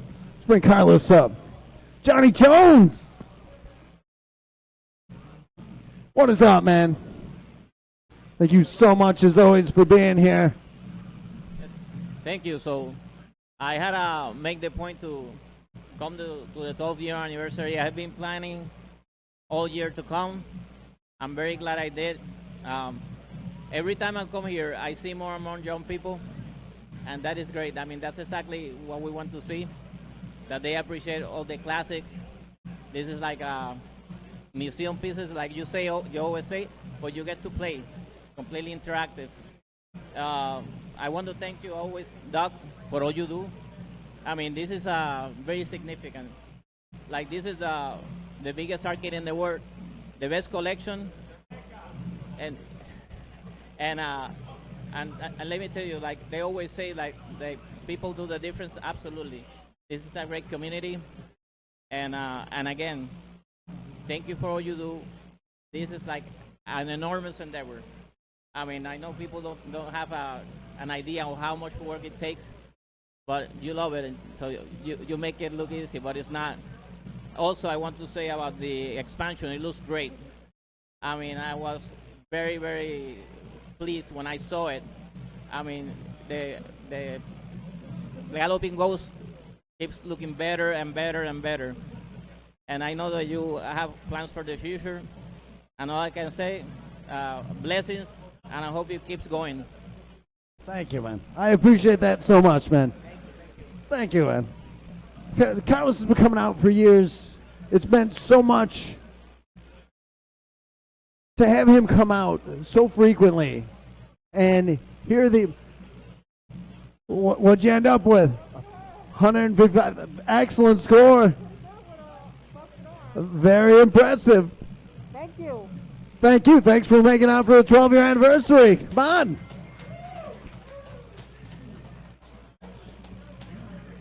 But Carlos comes in, has his family come out and join us and his friends. And it's absolutely amazing to see the impact. And I love that he's in the streams. Like, he's not here. He wants to be here more. He travels in regularly, and he still wants to be here more. And it's those are the community like that is what makes it so easy to keep growing and becoming bigger and adding to it. To see everybody smile and happy and want to see it keep growing. It means the world to us. So it's a lot. It is a lot of work. We see the amazing efforts of guys like Brandon and Jeremiah, Waffles and Phil. Our new guys, Josh, David, and Matt, working so hard to get all this done. Jim, Joe, Nick, everybody putting in all their effort to make this all happen. Master Tech, Ken Walker, Doug Fox, everybody working together. And it's just the comments and the fact that the people keep coming out and telling us how much fun they had. It means the world to us and makes it, literally does make it easier to keep going. But I think it is time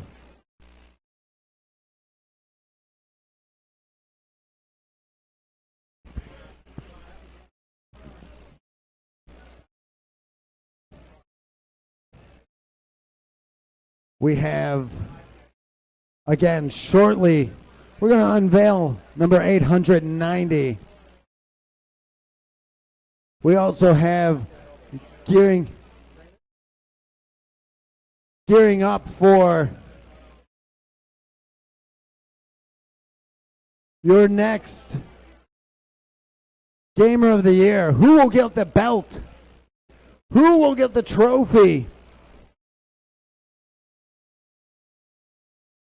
And how will their reign be? What game will they ask for? It is it is one of the big questions. What are the elements needed to be Gamer of the Year? And we look at a lot of things. Community effort. We look at high scores, world records. But it's so much to it. A lot of people think it's just scores. Much more than that.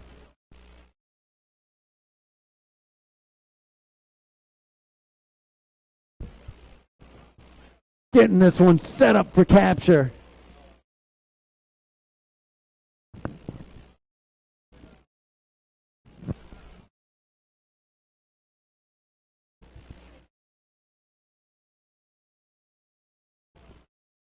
Great to see, again, so many industry people stopping by. We've been joined all day by Master Daniel Pacina, who played Johnny Cage, Scorpion, Sub-Zero, Reptile, Smoke in Mortal Kombat 1 and 2. We saw legend of the industry John Vogel yesterday. Saw another legend of Mortal Kombat, Dr. Philip Bond, who played Shang Tsung in Mortal Kombat 2. I think, is Daniel still here? Daniel, he left. Unfortunately, Master Pacina left. Awesome having him out. He's been to probably every event. He was one of the first that was coming out. I think he was at anniversary, the first anniversary. I know as a surprise, John Turk, who was also here yesterday, who played Sub-Zero in Mortal Kombat 3, he was by yesterday. Amazing to see John. Always great catching up with him and chatting with him. Looks like I just got a text.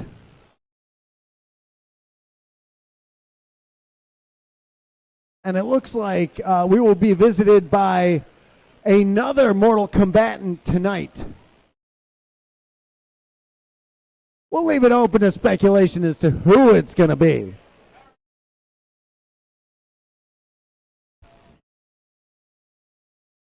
No clues, no clues. Speaking of bad news to Cruz.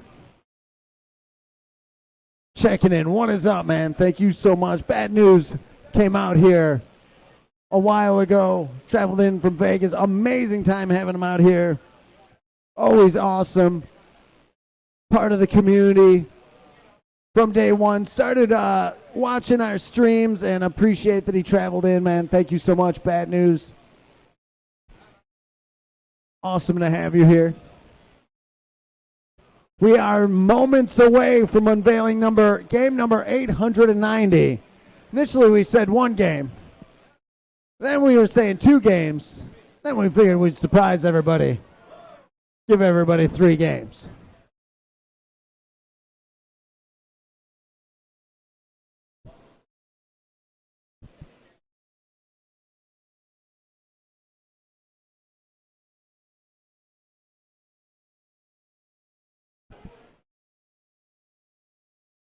We'll check that out.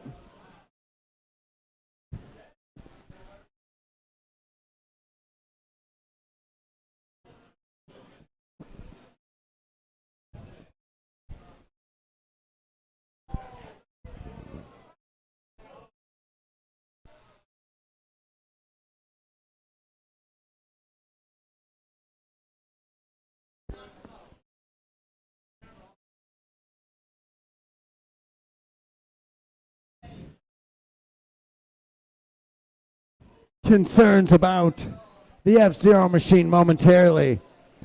Nothing to worry about. What's that?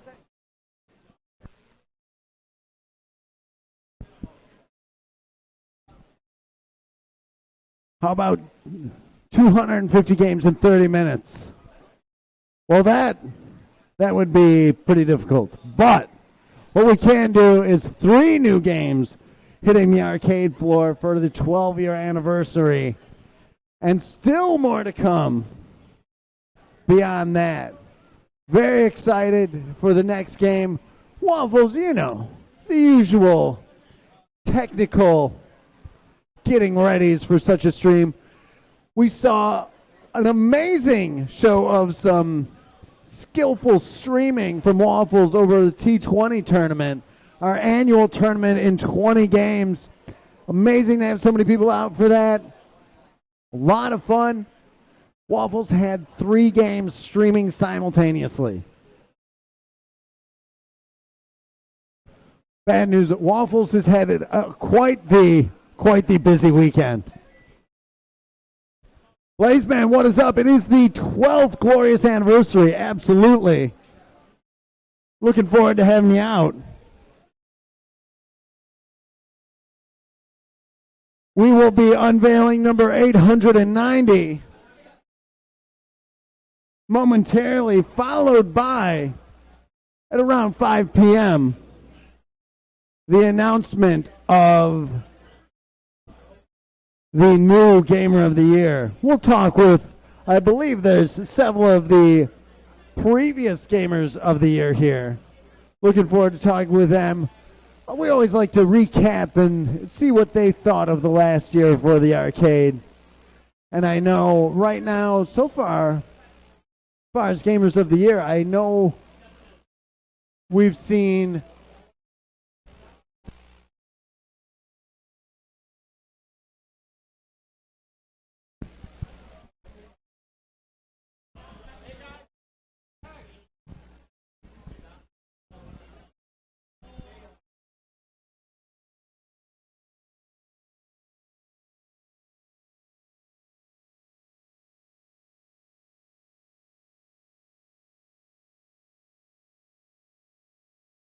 moments away.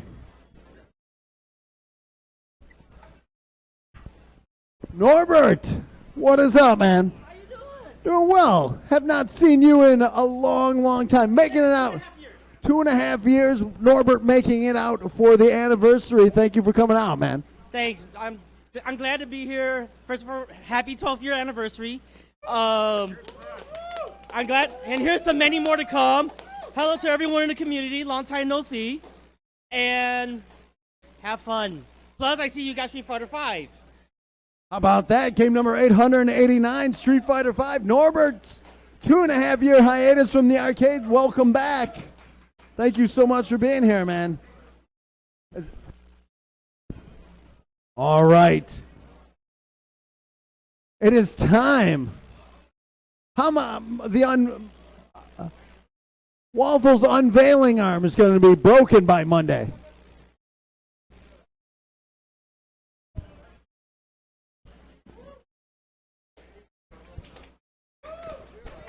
All right.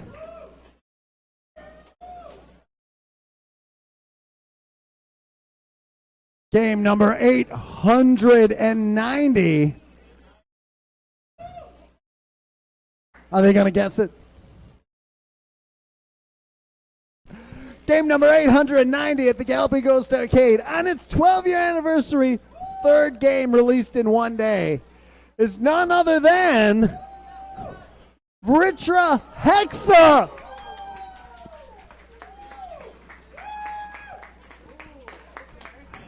That is heavy. We have had put out from Neotro on the Exa Arcadia hardware.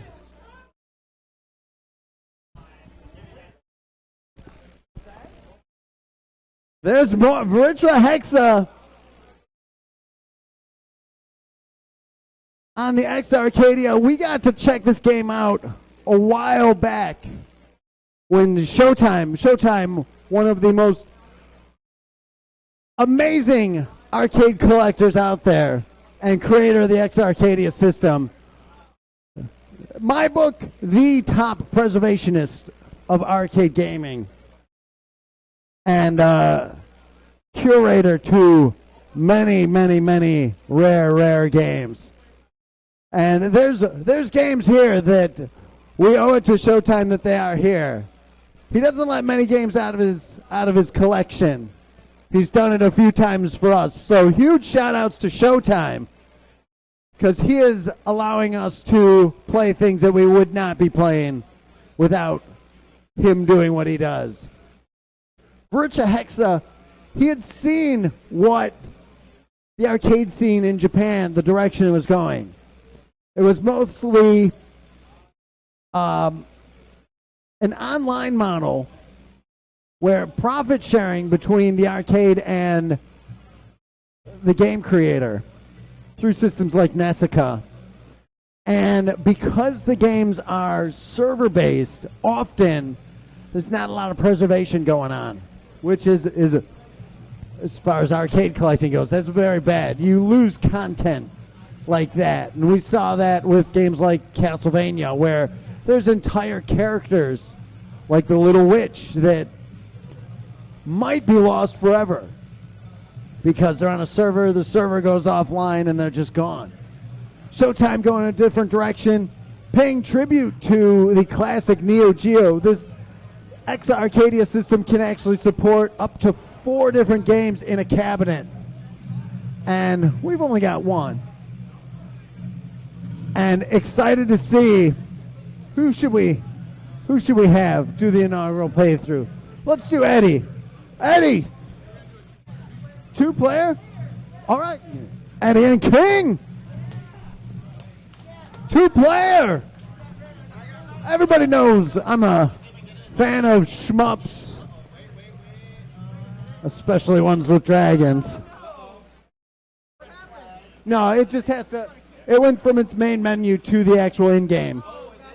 Because normally, that'll be a new arcade daily.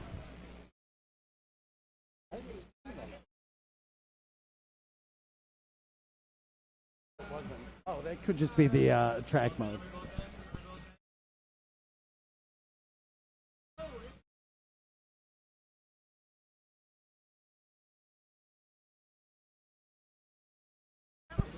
It's probably from...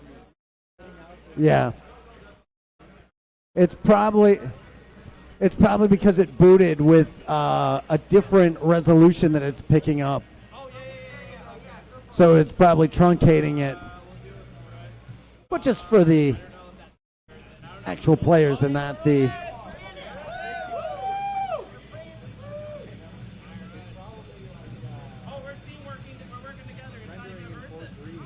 Yeah. No, it's when you were streaming it? Interesting.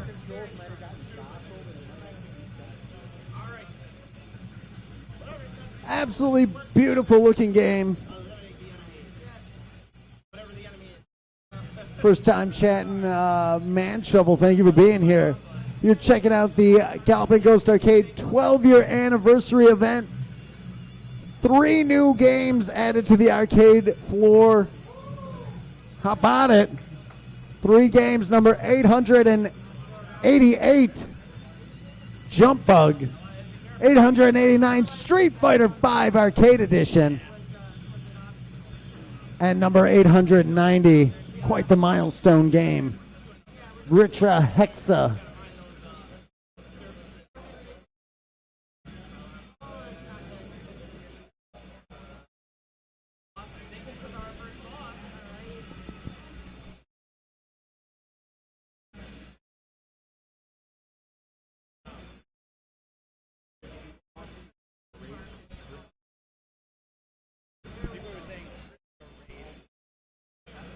Shout outs to Trista Bites. Trista Bites with an awesome raid. Thank you so much for that. Joining us on our 12-year anniversary. Just unveiling our 3rd new game.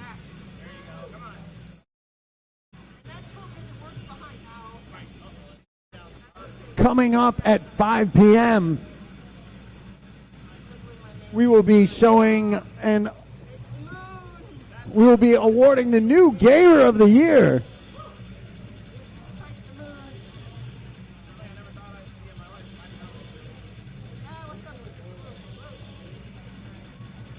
Trista Bites, we look forward to you coming out here. Let us know when you're coming. We've had players traveling from all over the U.S., all over the world to come play the outrageously rare games that are here at the Galloping Ghost Arcade. Could not. We've had so many people come out this year alone. Like Tracy Gleave was out here.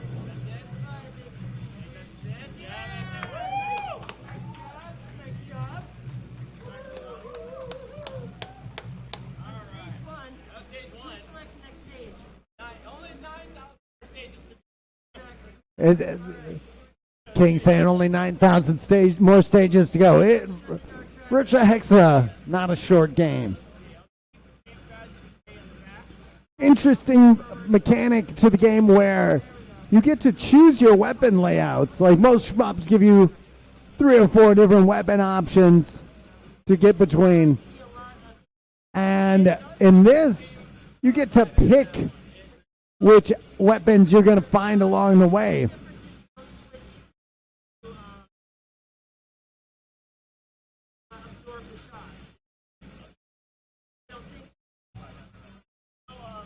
Neotro putting this out.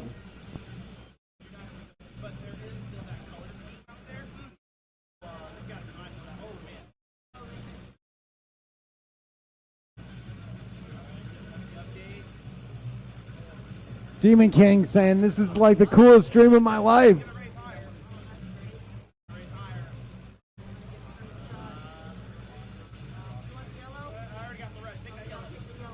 Saying I've heard of you guys. Well, thank you for joining us for our stream. We stream every Monday. Minimum every Monday. Every Monday it's Eddie, one of our lifetime members, leaving it up to King.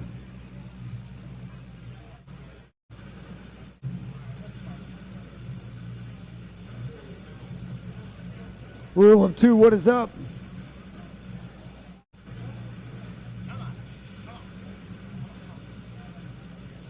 Bowmaster, what is up?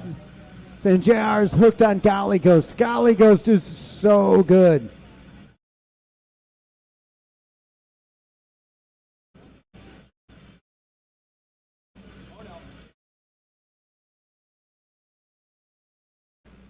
King doing pretty good.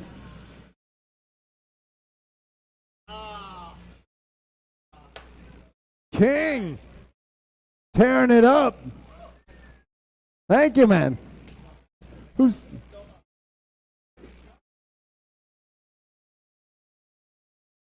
up next? Sean?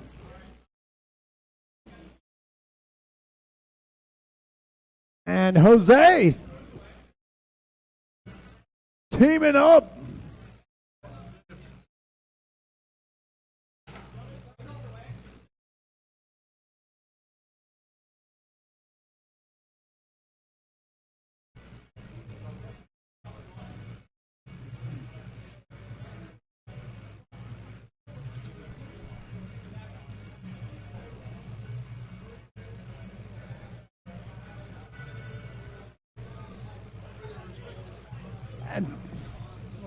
And sending 500 bits our way. Thank you, man. Thank you for making it out, man. Thank you, man.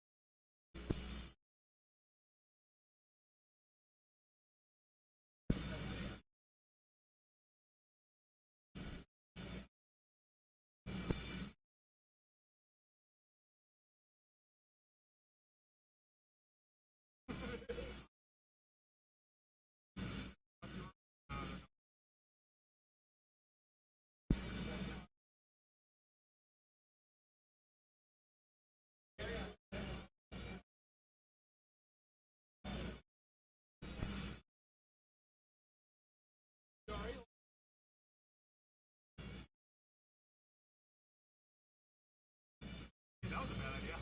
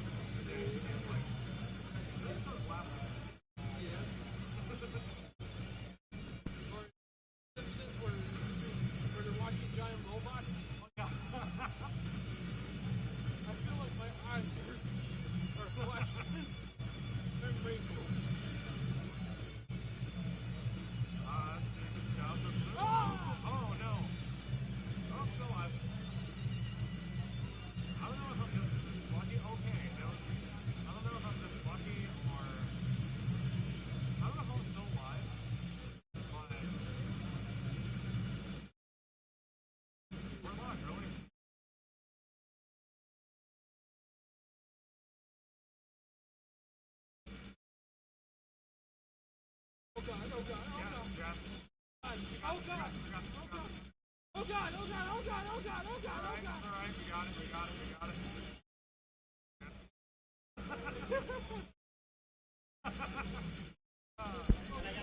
Oh shit. How's that? I'm like, we got this, we got this. Oh, alright, I got this. Oh, I got this. Everything's 100%. Look, buddy. Oh, nuggets.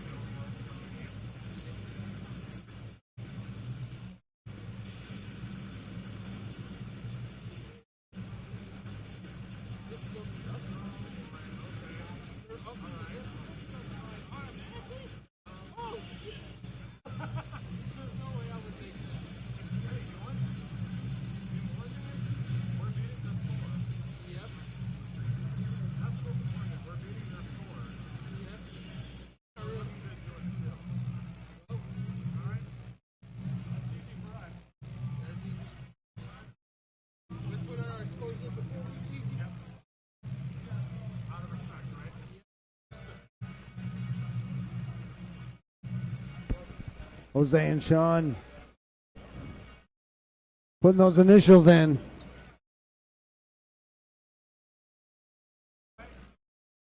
Tim, very good. How about it? Quite the pairing.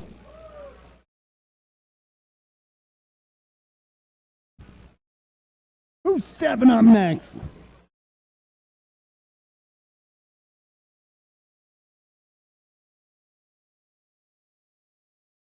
Ed stepping up and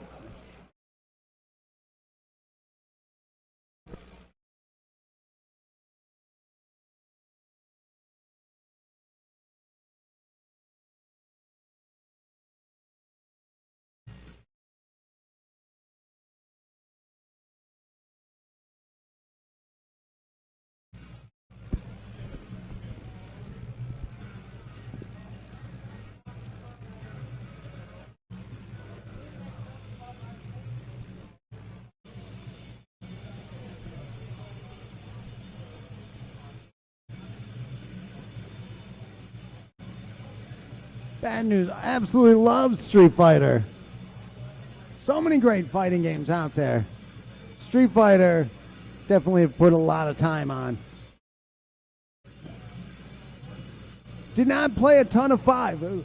Phil Pops, did you play much Street Fighter 5? Have I played much Street Fighter 5? No. All right.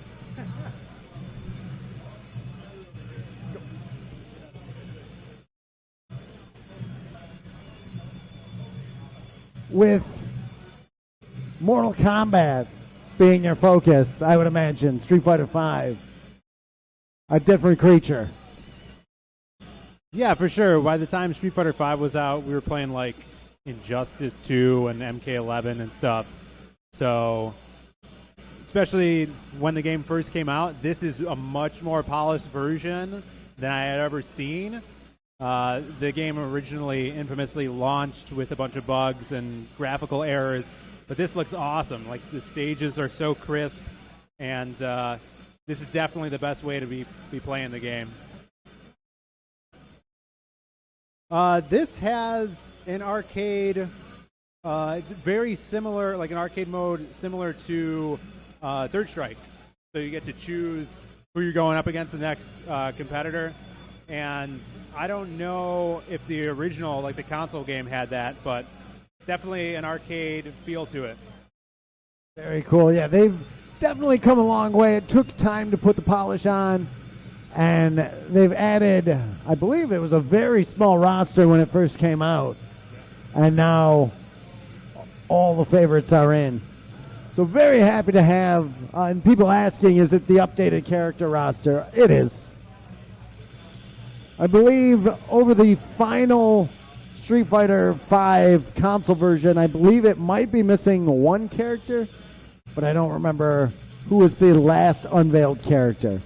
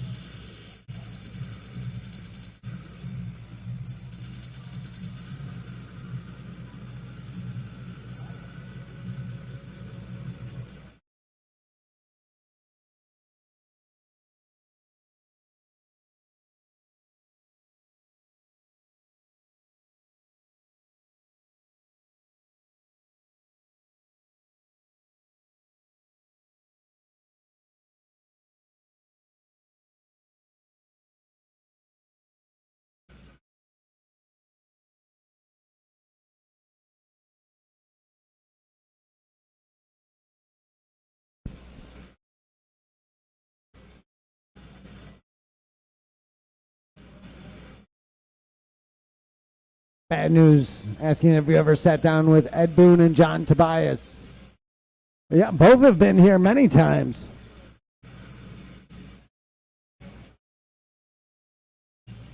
Ed was at our last Shang Tsung's fight night.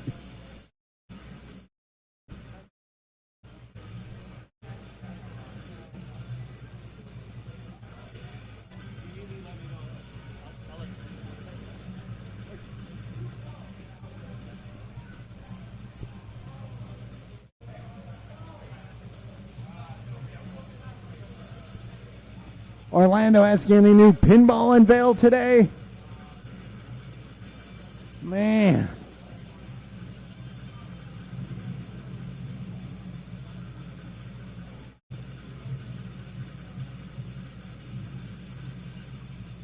No pinball today. Tim Foley asking, has Toru Iwatani, creator of Pac-Man, been here? Why, he would have had to have traveled in from Japan. Yes, Toru Iwatani has been here. One of the most amazing visits from an industry person. We weren't expecting him. And I remember Eddie running in back, just being very, I'm so sorry, I'm so sorry, I'm so sorry. I'm like, what'd you do, Eddie? He's like, I just charged Toru Iwatani to come into the arcade. I gave him his money back. I didn't know who he was. He had handlers with him, and it took me I didn't know. But once I find out, I was like, I'm happy you know who Toru Iwatani is.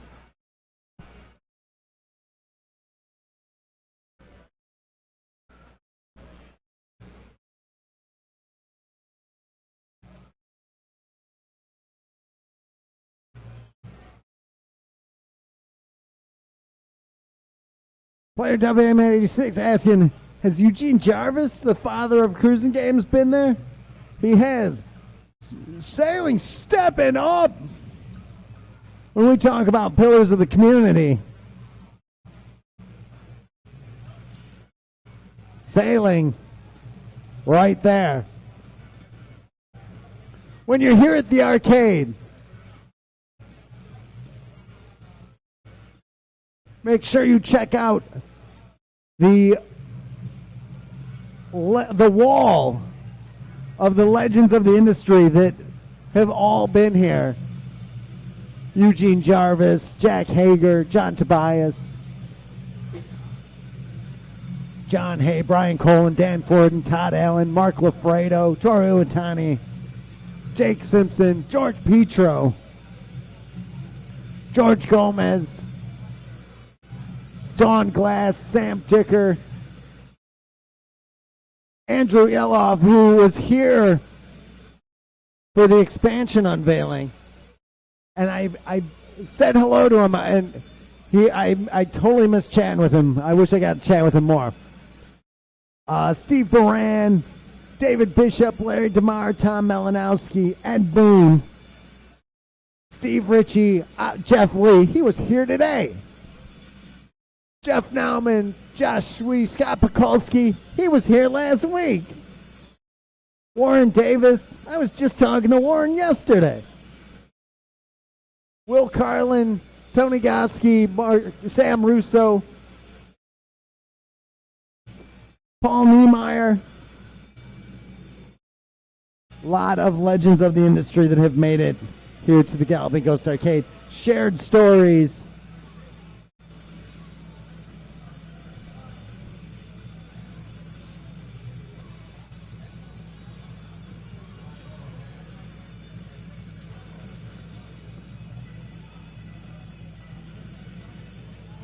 Godfist, it does. It's pretty amazing to have the legends of the industry come in and say nice things. We had Toru Iwatani when he was here. He said it was one of the most amazing arcades he'd ever been in. And that, from the creator of Pac-Man, that definitely means a lot.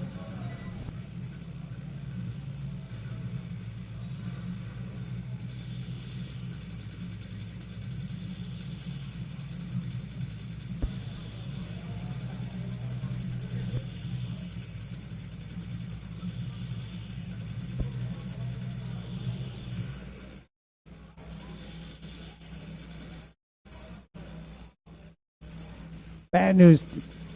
There was the game Qbert consisted of Jeff Lee as the artist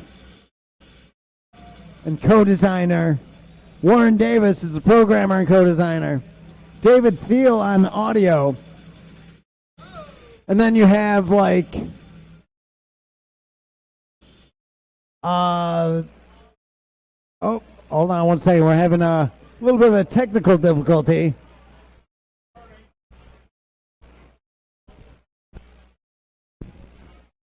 Have to check what's going on. Hold on, hold on.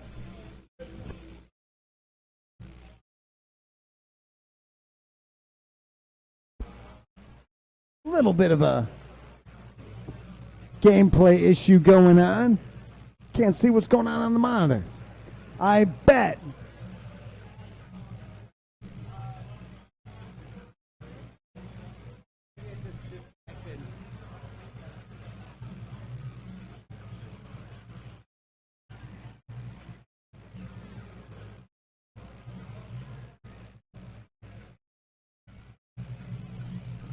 One moment, one moment.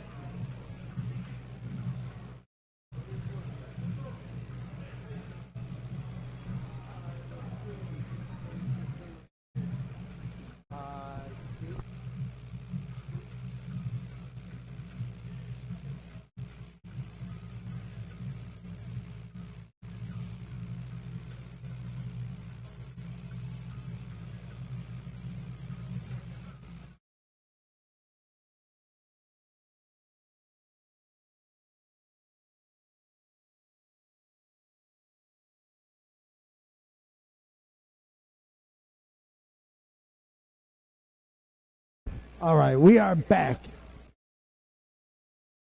Who's stepping up? Todd!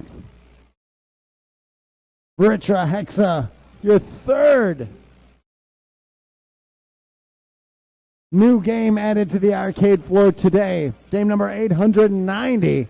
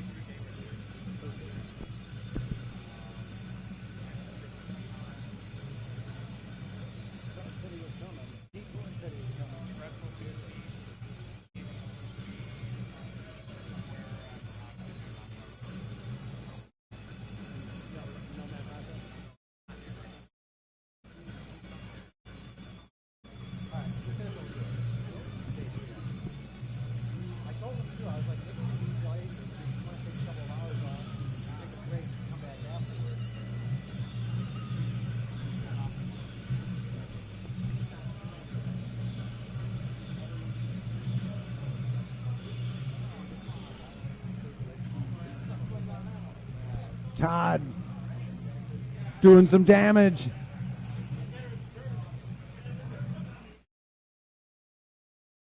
Who's stepping up next?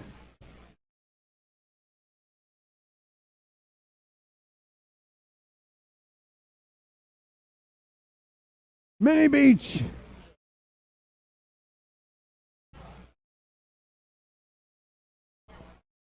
Mini Beach, never without his camera.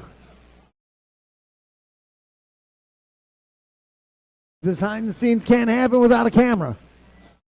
And somebody taking that picture. Mini Beach always putting up great shots of Monday Mystery.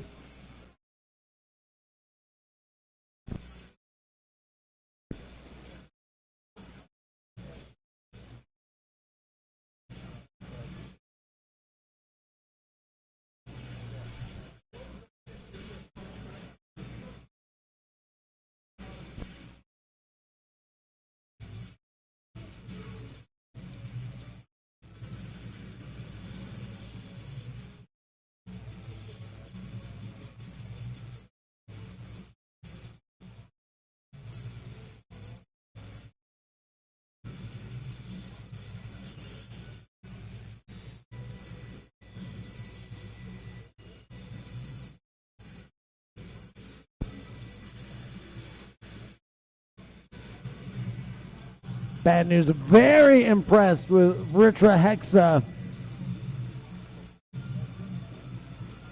and the X Arcadia hardware. Very impressed with it.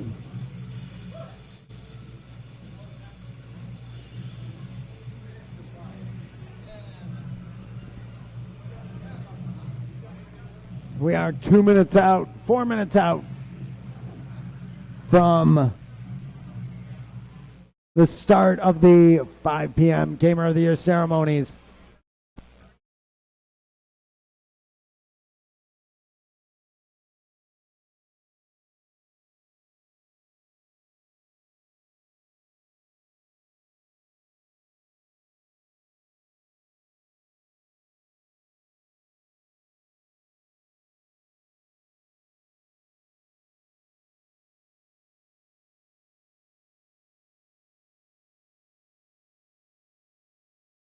One second, everybody.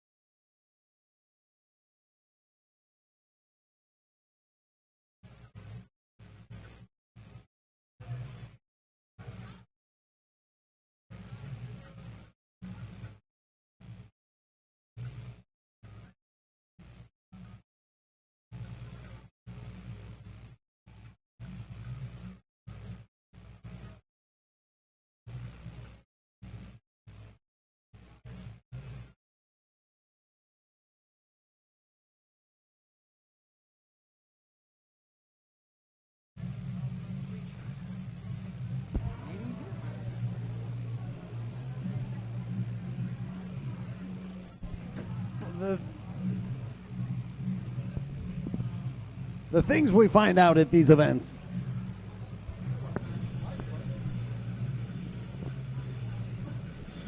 Getting a message, a text coming in, as they often are.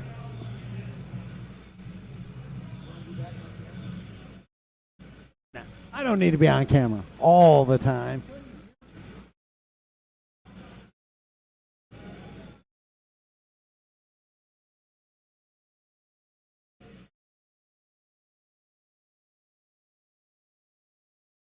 Shout outs to Lumbo.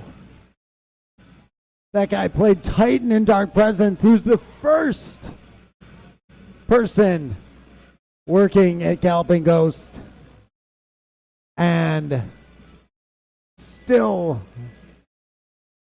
alive and here in spirit, but not here at the arcade.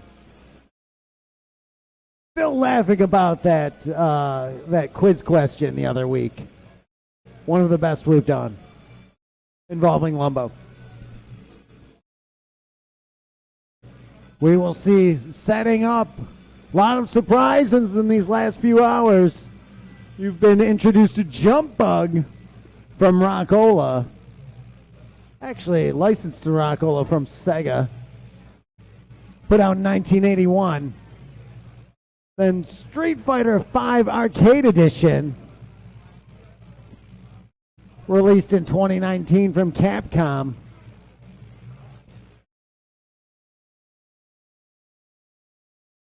And then the 2020 Neotro game on the Exa Arcadia hardware, Ritra Hexa. Our first of the Exa Arcadia games. Tracy saying I've played Jump Bug before on MAME. Great game. Great game. Stephen Lucas. I guess it's 5 p.m., so officially he is no longer your Gamer of the Year. He is your former Gamer of the Year, Stephen Lucas.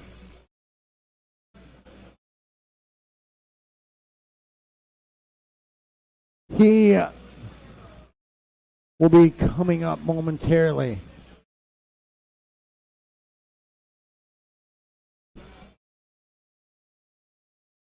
Again, as always,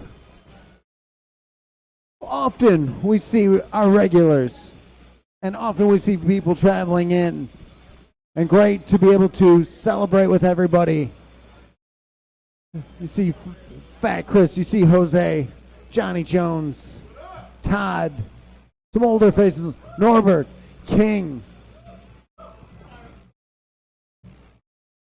Joey, Chris Play, everybody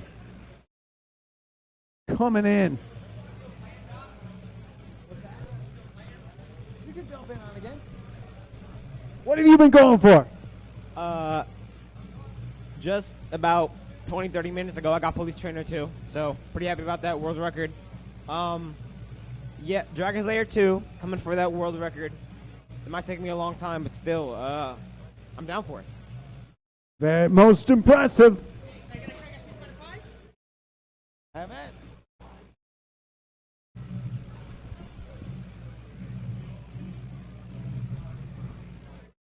Both Street Fighter 5 and Vericha Hexa getting played, I'm sure. Now that they are both on the arcade floor, everybody will be enjoying them.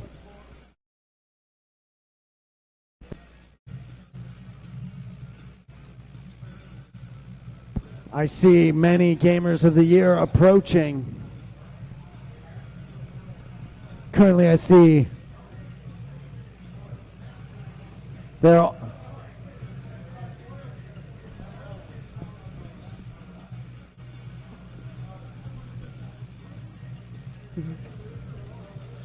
the return. If there were to be a Mount Rushmore of Galloping Ghost Arcade players, it would be your Gamers of the Year.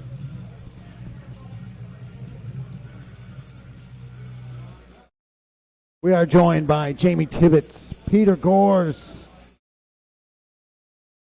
Fred DeHart,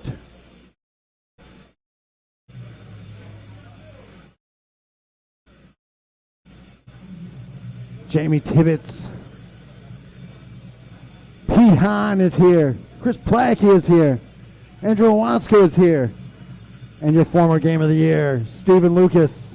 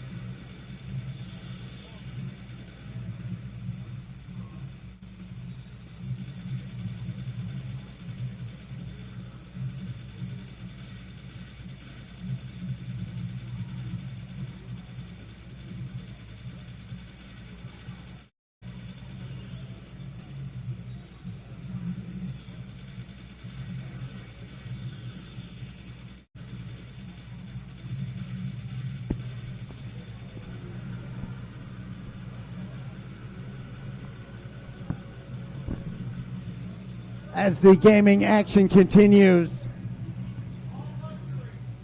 Orlando saying 12 years. Thanks for preserving arcade history. I've had the patience for 12 years. Much respect. Thank you for that. amazing. I love to get to do what we do here. All right. That is covered. We are all of the gamers of the year are here. Pete Gores, what is up, man? What's up, man? Awesome seeing you. It's been a bit. Weeks. What's up, man? Pete! And Stephen Lucas. Thank you, man. We have, all right, this is a time everyone has been waiting for. We have had 12 years of the Galloping Ghost Arcade. Again, thank you.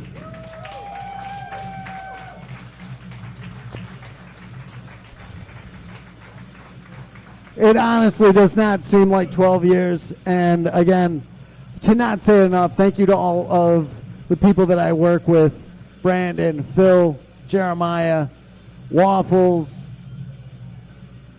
Jim, Waffles. He gets mentioned twice.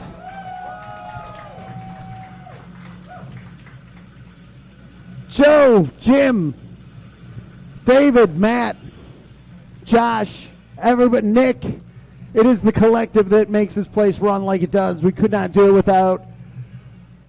There's so much work that goes on in these machines. We try to, as much as we do everything, we've got Master Tech Doug Fox working on these machines with us. We've got Master Tech Ken Walker right over there, keeping pinball running. And we could not do these without everybody that is involved. It is a collective effort. Again, cannot say enough how appreciative we are to be here after 12 years and preserving arcade history and introducing new people and the young gamers to new games of every era, and talking with industry people and finding out all the history. It means so much to all of us here. And what satiates and make it all happen is the community. The players that come out here means enough to travel in from, whether you're local or from out of town, out of state, out of the country. That's what has made this arcade different than so many other arcades. It's not just a building with video games in it. It somehow has been formed into a thing that is much larger. There's a very amazing community here, and I cannot tell you how much I personally appreciate that. It's so satisfying to see the friendships that have formed here and the bonds amongst people, and it's an incredible thing. It's not something that I could foresee happen anywhere else. And for myself, I consider myself very fortunate to be just a part of it. And just thank you, everybody. Thank you.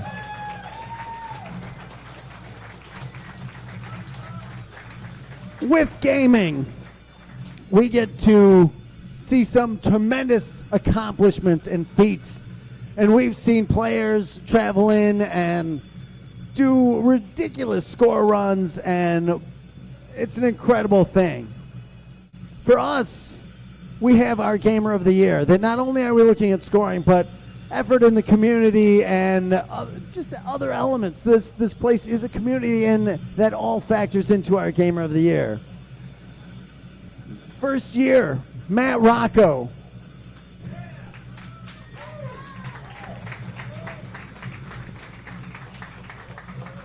Our first world record holder that set the first world record was set here by Matt Rocco. And that is an impressive tipping of the dominoes of now these 600 plus world records that have been set here. So unfortunately Rocco can't be here, but cannot mention what Matt Rocco helped create the foundation to this place. At our second Gamer of the Year, Jimbo Slice.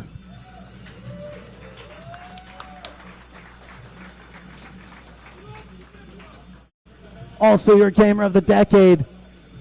The constant. This man has been here for 12 years without fail, except for today. But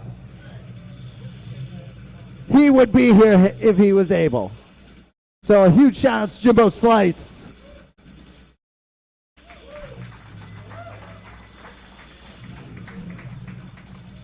Matt Walters, who was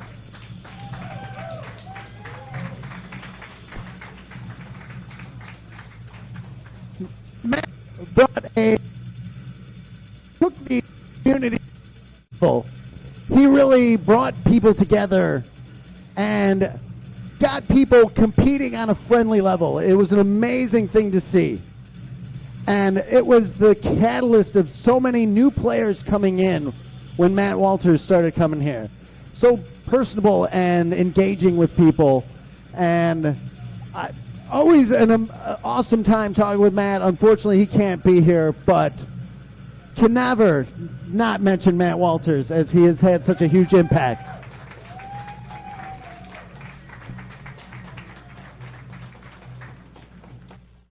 Next, your fourth Gamer of the Year, Fred DeHart. Do you want Fred coming up?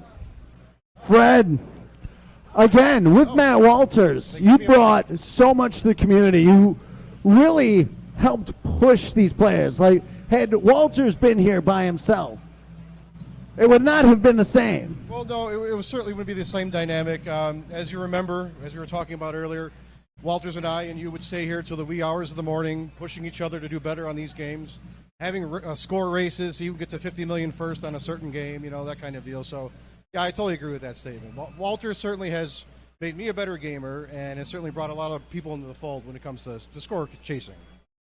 But Absolutely. I wanted to say thank you very much, Doc. Happy anniversary. Thank you, man. Thank you, man. I've said this before. I am always forever indebted to Doc for my wedding. He provided a Donkey Kong cabinet and a Super Puzzle Fighter 2 Turbo cabinet. That was my wife's request.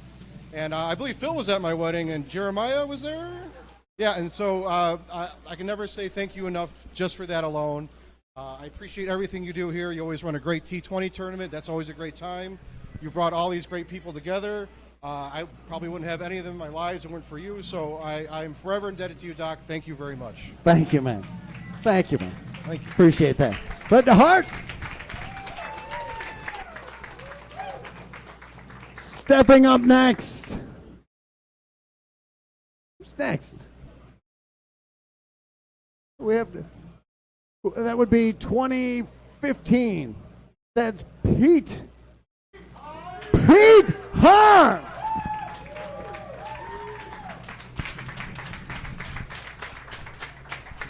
Pete, how was the weekend? Someone threw a bottle at me. I had to. No, it was good. Pete, the first and only person to repeat as Game of the Year. It was 2015 and 2020.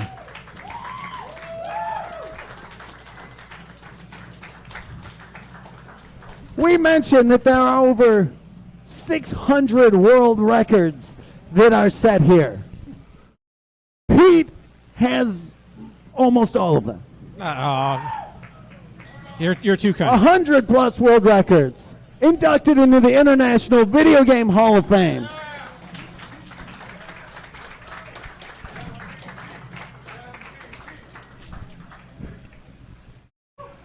Also helped form and mold this community to what it is. You really helped push the scoring community to something different.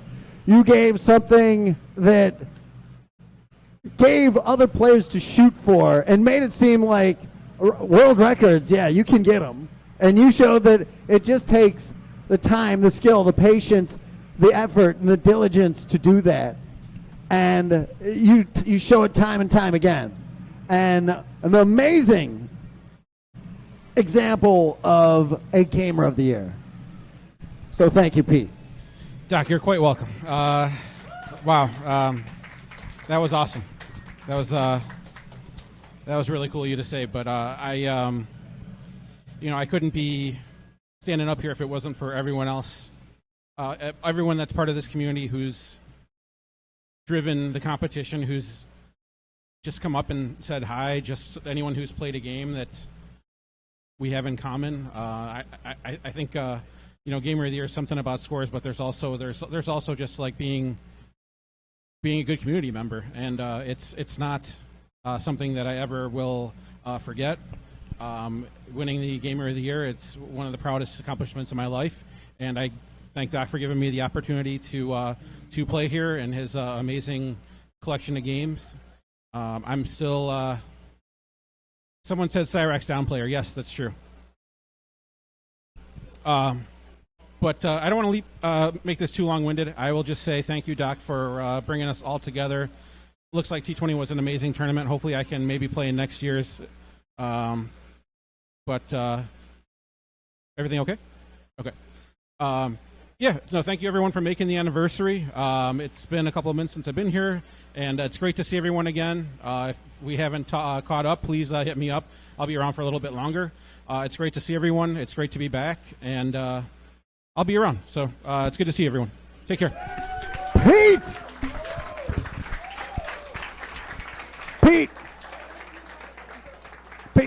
Thank you, man. Stepping up next, I was looking over there. I was like,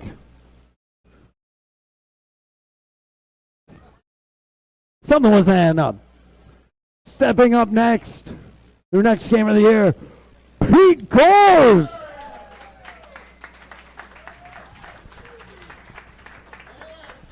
Pete, not only were you setting crazy scores and doing crazy, like that Haunted Castle run, man.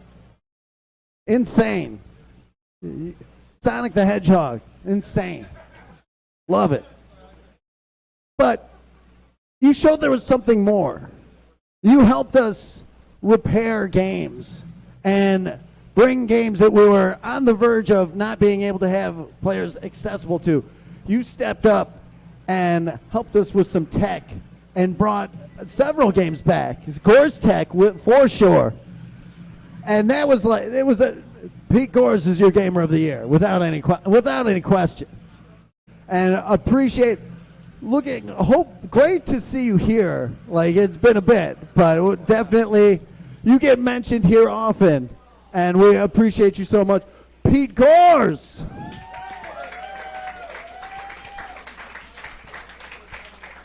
Thank you so much. I really appreciate a lot of it. I'm glad that you remember all that. Absolutely awesome, man. It is incredible. It is something, your scores, many of them still standing. You've set that bar up so high for people. I don't know, again, your Sonic score, will it ever be toppled? With the renewed interest in Sonic with the movie and everything, there were people here looking up, seeing your name.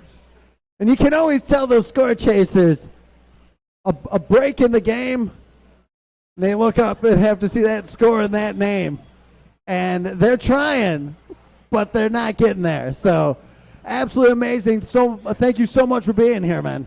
Oh, thank you for having us. Cool, man. Thank you so much. Pete Gores!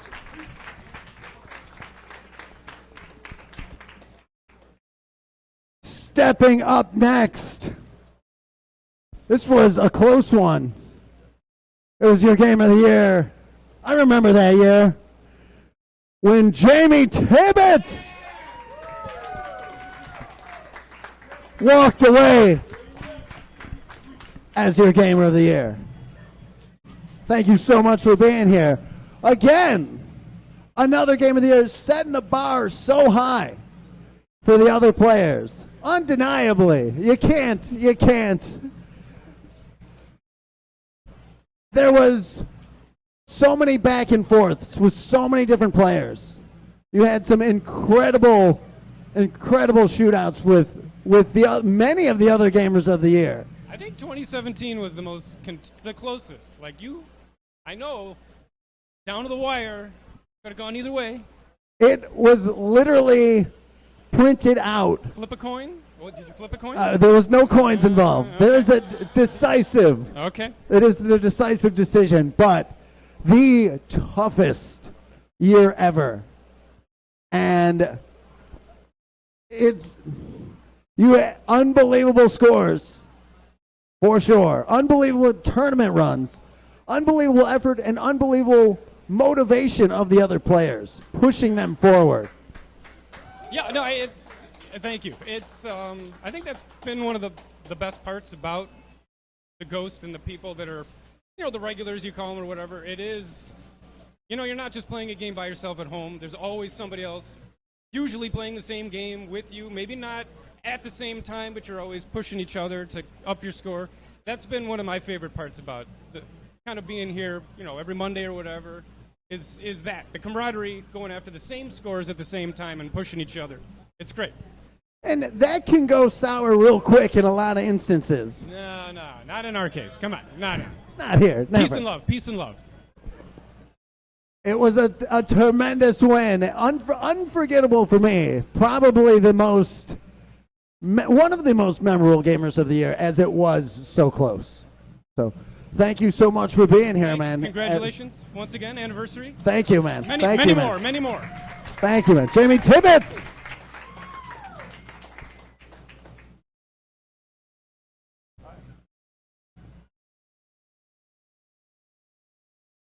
The next gamer of the year.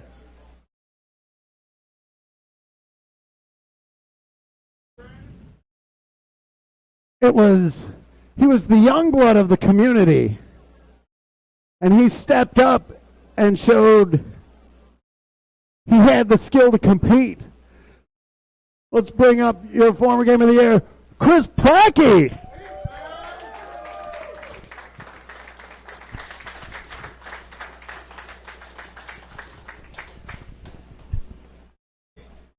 Check. You were competing against the gamers of the year, many of them in full swing, taking down scores left and right. You brought in even a little bit different of an approach. You're competing in the fighting game community. You're going after the achievement list, toppling one of our toughest challenges, which was to get enough achievement points to win an arcade cabinet from us for your home. I was the first ever to accomplish that. The first and only. I still have that book. That is unbelievable. I love seeing that stuff. But an incredible example of Gamer of the Year, where not only competing against everybody else on their game, but approaching it in a different level and in a different way. And that is Chris Plackey.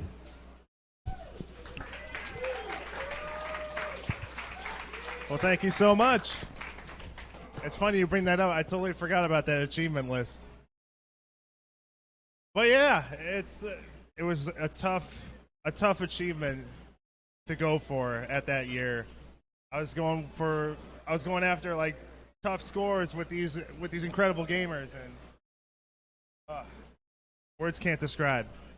But to go on a personal level, what this place has done, it not only you given me the representation that I have today as a good gamer, but you've made so many moments that I will treasure for probably the rest of my life. Getting to meet and party with the legends of Mortal Kombat, one of my favorite game of all time. That was amazing. And not only that, the repetition you've given me and earning Gamer of the Year, but as some of you may have known, I'm getting married in 2 months. My fiance Christine, turn the camera around. There she is. 8 years, and in 2 months, we have chosen Doc Mack to be our officiant, and he will be the first one to pronounce us as husband and wife, and another big moment in my life that I will treasure. So thank you so much for that. all that aside, congratulations, and making this community and arcade bigger and better. I'm always excited for it. It all looks great. And as always, I look forward to what you have in store for the future. Thank you so much. Chris Plackey. Thank you, man. Thank you, man. Our next Gamer of the Year came in literally out of nowhere. The bar set so high, and the players already so good. Who could compete for that title? And it would be Andrew Wasco.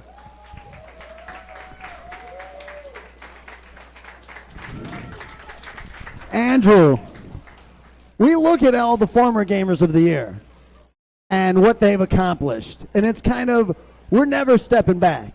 We're never making it easier for the players here. You're coming in to not the open floor that the players, no discrediting to Matt Rocco, James White, Matt Walters, but there was 200 games here, and many had never had world records on them. You had come in with a lot of effort put into the floor, and you sledgehammered your mark on this arcade. You put your name on card after card after card and showed that you deserved to be Gamer of the Year. So congratulations. Thank you so much for being here, Andrew Wasco.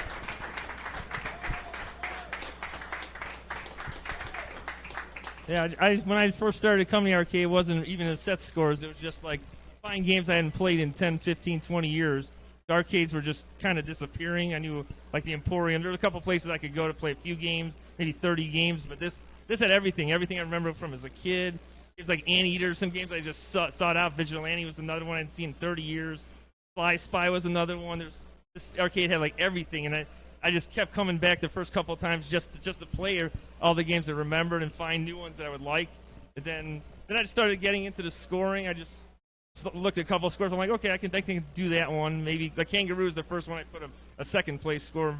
I'm like, I can do this. And Turbo was the first house I set. It's a game I loved as a kid, and I just worked at that one a lot. And then I just found games that I was just trying to 1cc and did those, and then just kept finding old classics. I'm like, I'm just working. I don't know. It's just something just clicked. Like in certain games, like I played it a few times. I'm like, okay, this is something. If I work on, I can get this score. And the bar was just set so high.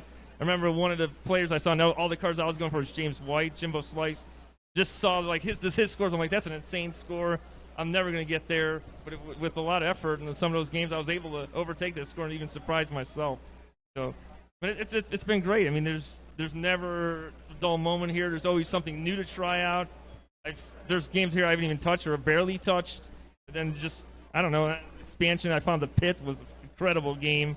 Loved it. And 2 weeks later, I had the house high. So that's great. And then I think more people, should just come out here just to give it a shot if they like games, whether they can set one house high or 30. It doesn't matter. There's something for everybody here. So I love this place, and I'm glad it's been around 12 years, hopefully like 20, 30 more at least. We're not going anywhere, man. Thank you so much, Andrew Orozco.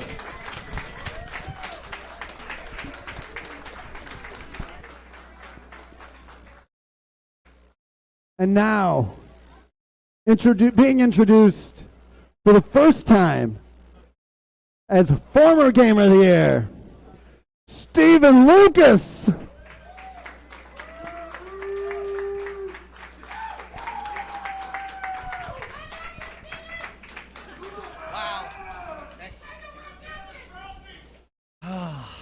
Stephen, you have had an exceptionally rough road to the Gamer of the Year.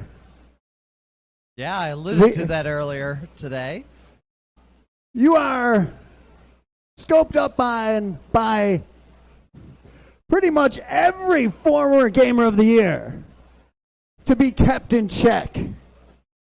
And that is to continue with the other players standing in front. A true accomplishment. undeniable that your skill as a gamer has improved and grown and continued to get better. And even though you have a tremendous travel time in, you still come in and promote and support the arcade diligently in a way we haven't even seen, which is truly appreciated. And I think without any question, the undeniable, it was that year, your year, to be Gamer of the Year, Stephen Lucas.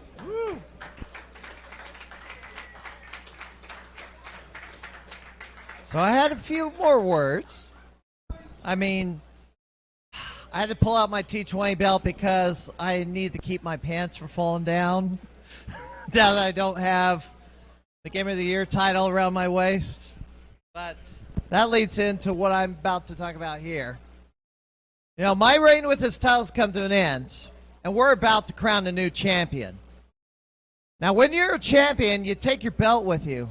I didn't leave it at home, on the mantle, or hid it away in the closet. The belt made its way to multiple gaming conventions and arcades. I even took it down to the Superman Festival. You know, having this title gets you attention that you may not normally get. News crews, podcasters, bloggers will want to talk to you. You get recognition, and the interactions are fun. And the live streams, when I was in this house, the belt was with me, so it would be seen in public. This is one of the biggest perks of having this championship. Now, whoever gets the title today, and any title, whether it be the 10X, the T20, the Pin Expo, if you're the current champ, have the belt with you. Because the public at large, they love seeing the belts, and it reinforces the fact that you're the champ, that you are the man. So,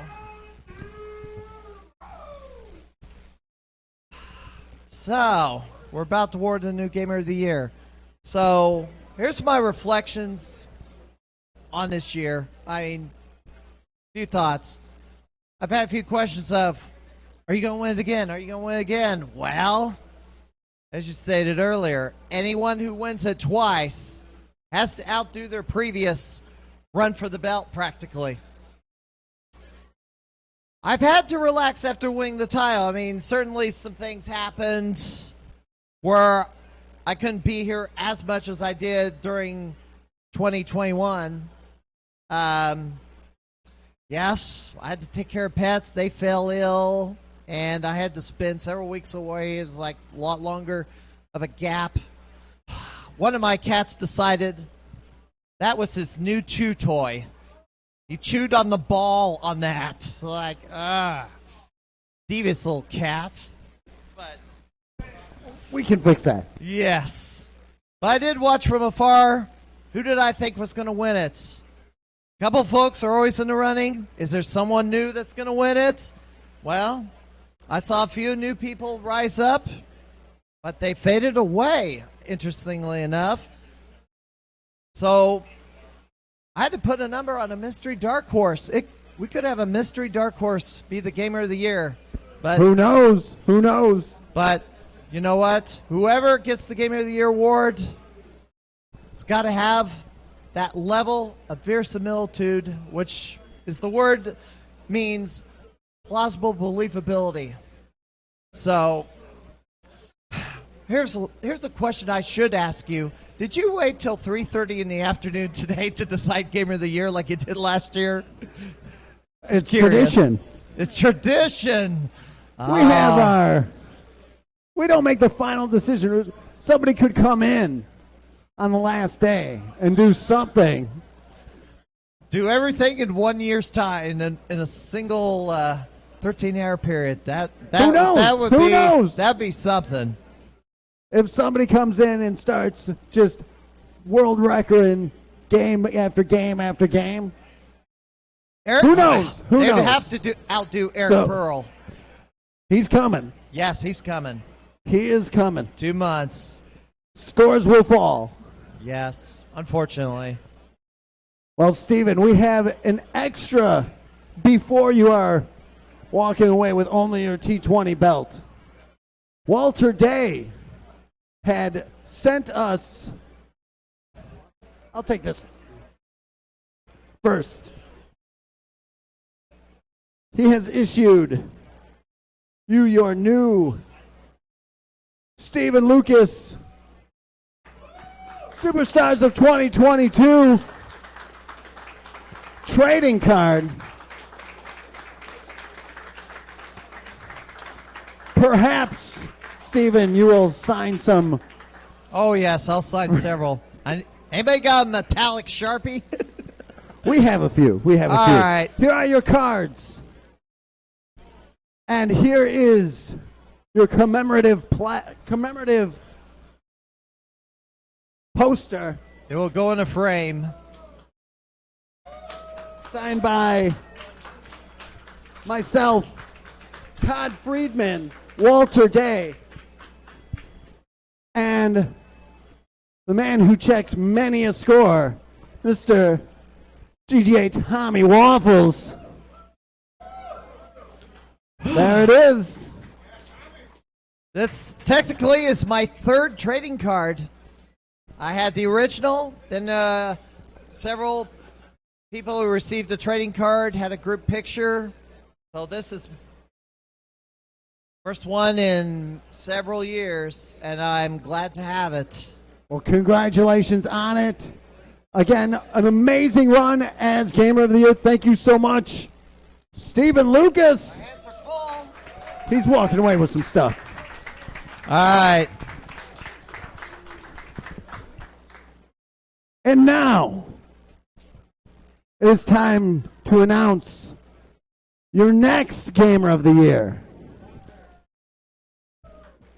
Who will hold this belt that Stephen Lucas has worn thin, taking it to shows all around the world? Who's... No. But thank you, though. Brandon grabbing the trophy.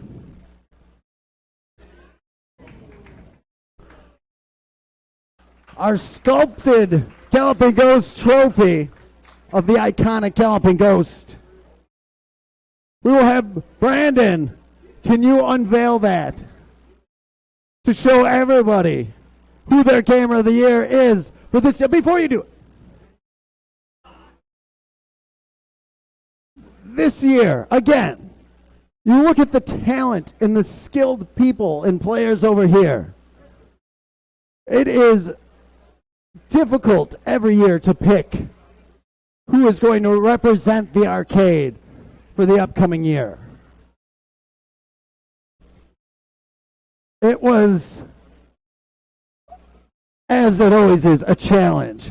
But we have come up this year with your Game of the Year. Is he here? Your Game of the Year is none other than Andrew Owasco, repeating.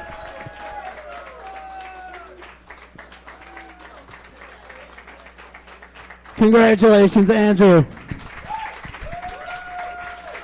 The belt returns. The only second player to repeat Gamer of the Year here, man. I've seen you not only keep up your presence in scoring, you asked, what does it take? You had a great year last year. You improved, but focus was on scoring. This year, you asked, what do I have to do to win this belt again? Because you thought that was pretty good, and you were right. There was no joke. But we said it's more. We need more. 10X champion, belt around your waist. Hardcore championship belt around your waist. The titles, you're there, you're competing, you're growing this community. And it was easy this year. I did decide at 3:30, but it's Andrew. The community knew, and your scores amazing. and your presence within the community is one to be admired and tried to shoot for. And you have players here. They're gunning for your scores. We watch how quick those players, a score falls, how quick do you take it back? And that's the thing. You are our new Gamer of the Year. Congratulations, Andrew. Thank you, man.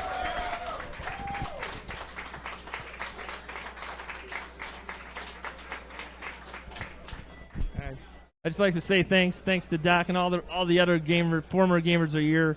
It's always keeping me pushing me to get better and better scores. I saw a lot of great scores this year. A lot of people have been challenging me. Games recently, even like games like Chelnov and Section Z and some of these other games, I've had to work hard to get these scores back, and I'm going to be trying to get some of those other ones back. And it just, the level of the players just keeps going up. I mean, Space Zap, some guy, I don't know the guy's name, Justin something or other, he came in and put a phenomenal score on Space Zap. Game I really liked and got good at early, but that score's incredible. And then you see Zerst, what he did at T20. Guy slays it. He was a regular Gamer of the Year, no doubt.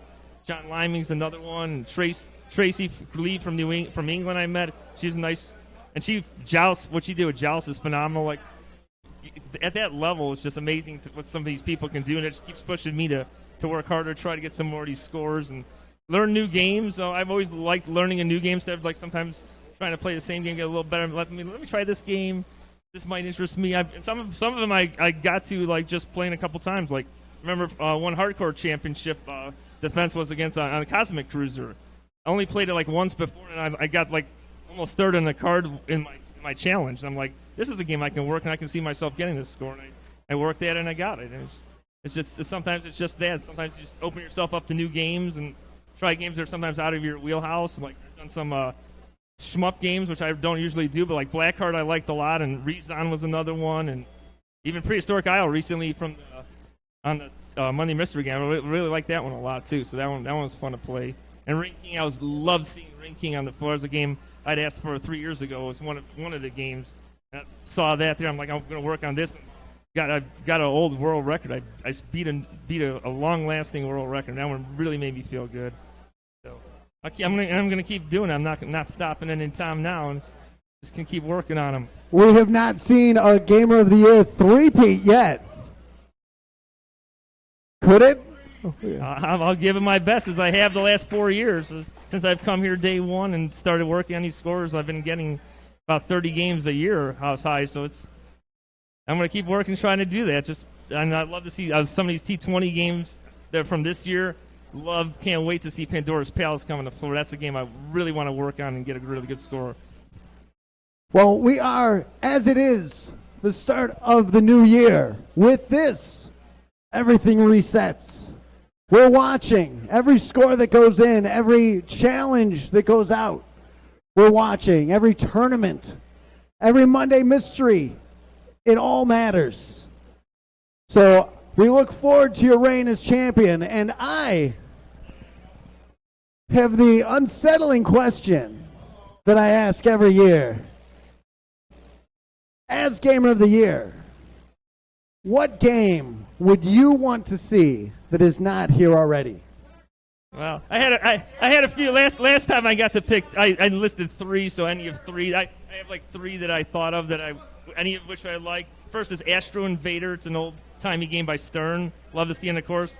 Another one is Sharpshooter. It's a shooter. Doesn't really keep scores. The only part I don't like about it. Remember playing that in the arcades. Another one was a surprise. You guys might be the ambulance, emergency care ambulance, or something like that. It's a driving ambulance game from Sega. Yeah, Emergency Rest 911. Yes, that was one of the last games I played before the arcade started going down at Golf Mill. I love that game. So I'd love to see that one.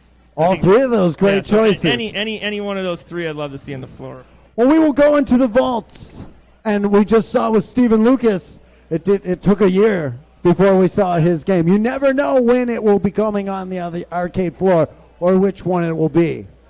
But some excellent choices, and we will do our best to get one of your games on the floor. Love to see any of those games, and even the games I haven't heard of are great seeing. Portman was a surprise this year, which I love, and I always find some games that I've never heard of or barely heard of them. As I said, all the T20 games, there's still a lot of good ones out there. And I can't wait to see some more of them on the floors any soon. Well, we are anxious to bring you more. We are anxious to see what the players do this year. And you will be leading the way as our Gamer of the Year, Andrew Owasco. Thank you, man. Congratulations.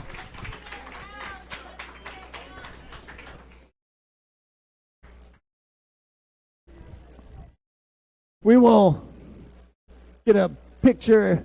Andrew taking his pictures already. We will bring up all the Gamers of the Year. And then we would love to have players out there, whoever wants to come up and say some words, if there's anybody. We have an open microphone right now.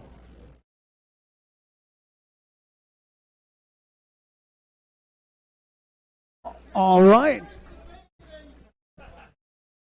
Well, why don't we get a group shot with all the Gamers of the Year up here real quick?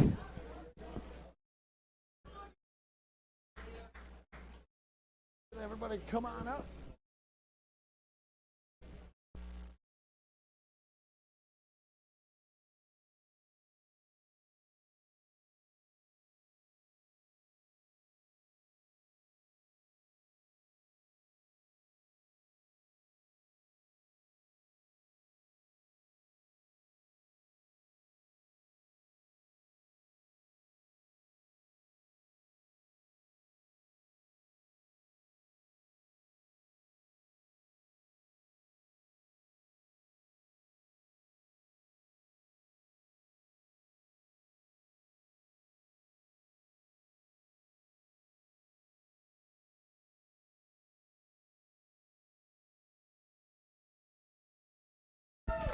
All right.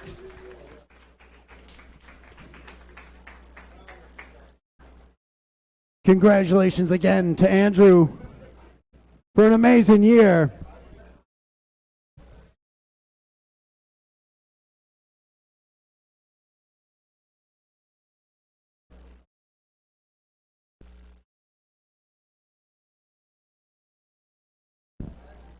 On that, we will wrap things up for our live stream. Thank you all so much for being here again. Absolutely amazing to have 12 years go by. It goes by so quickly.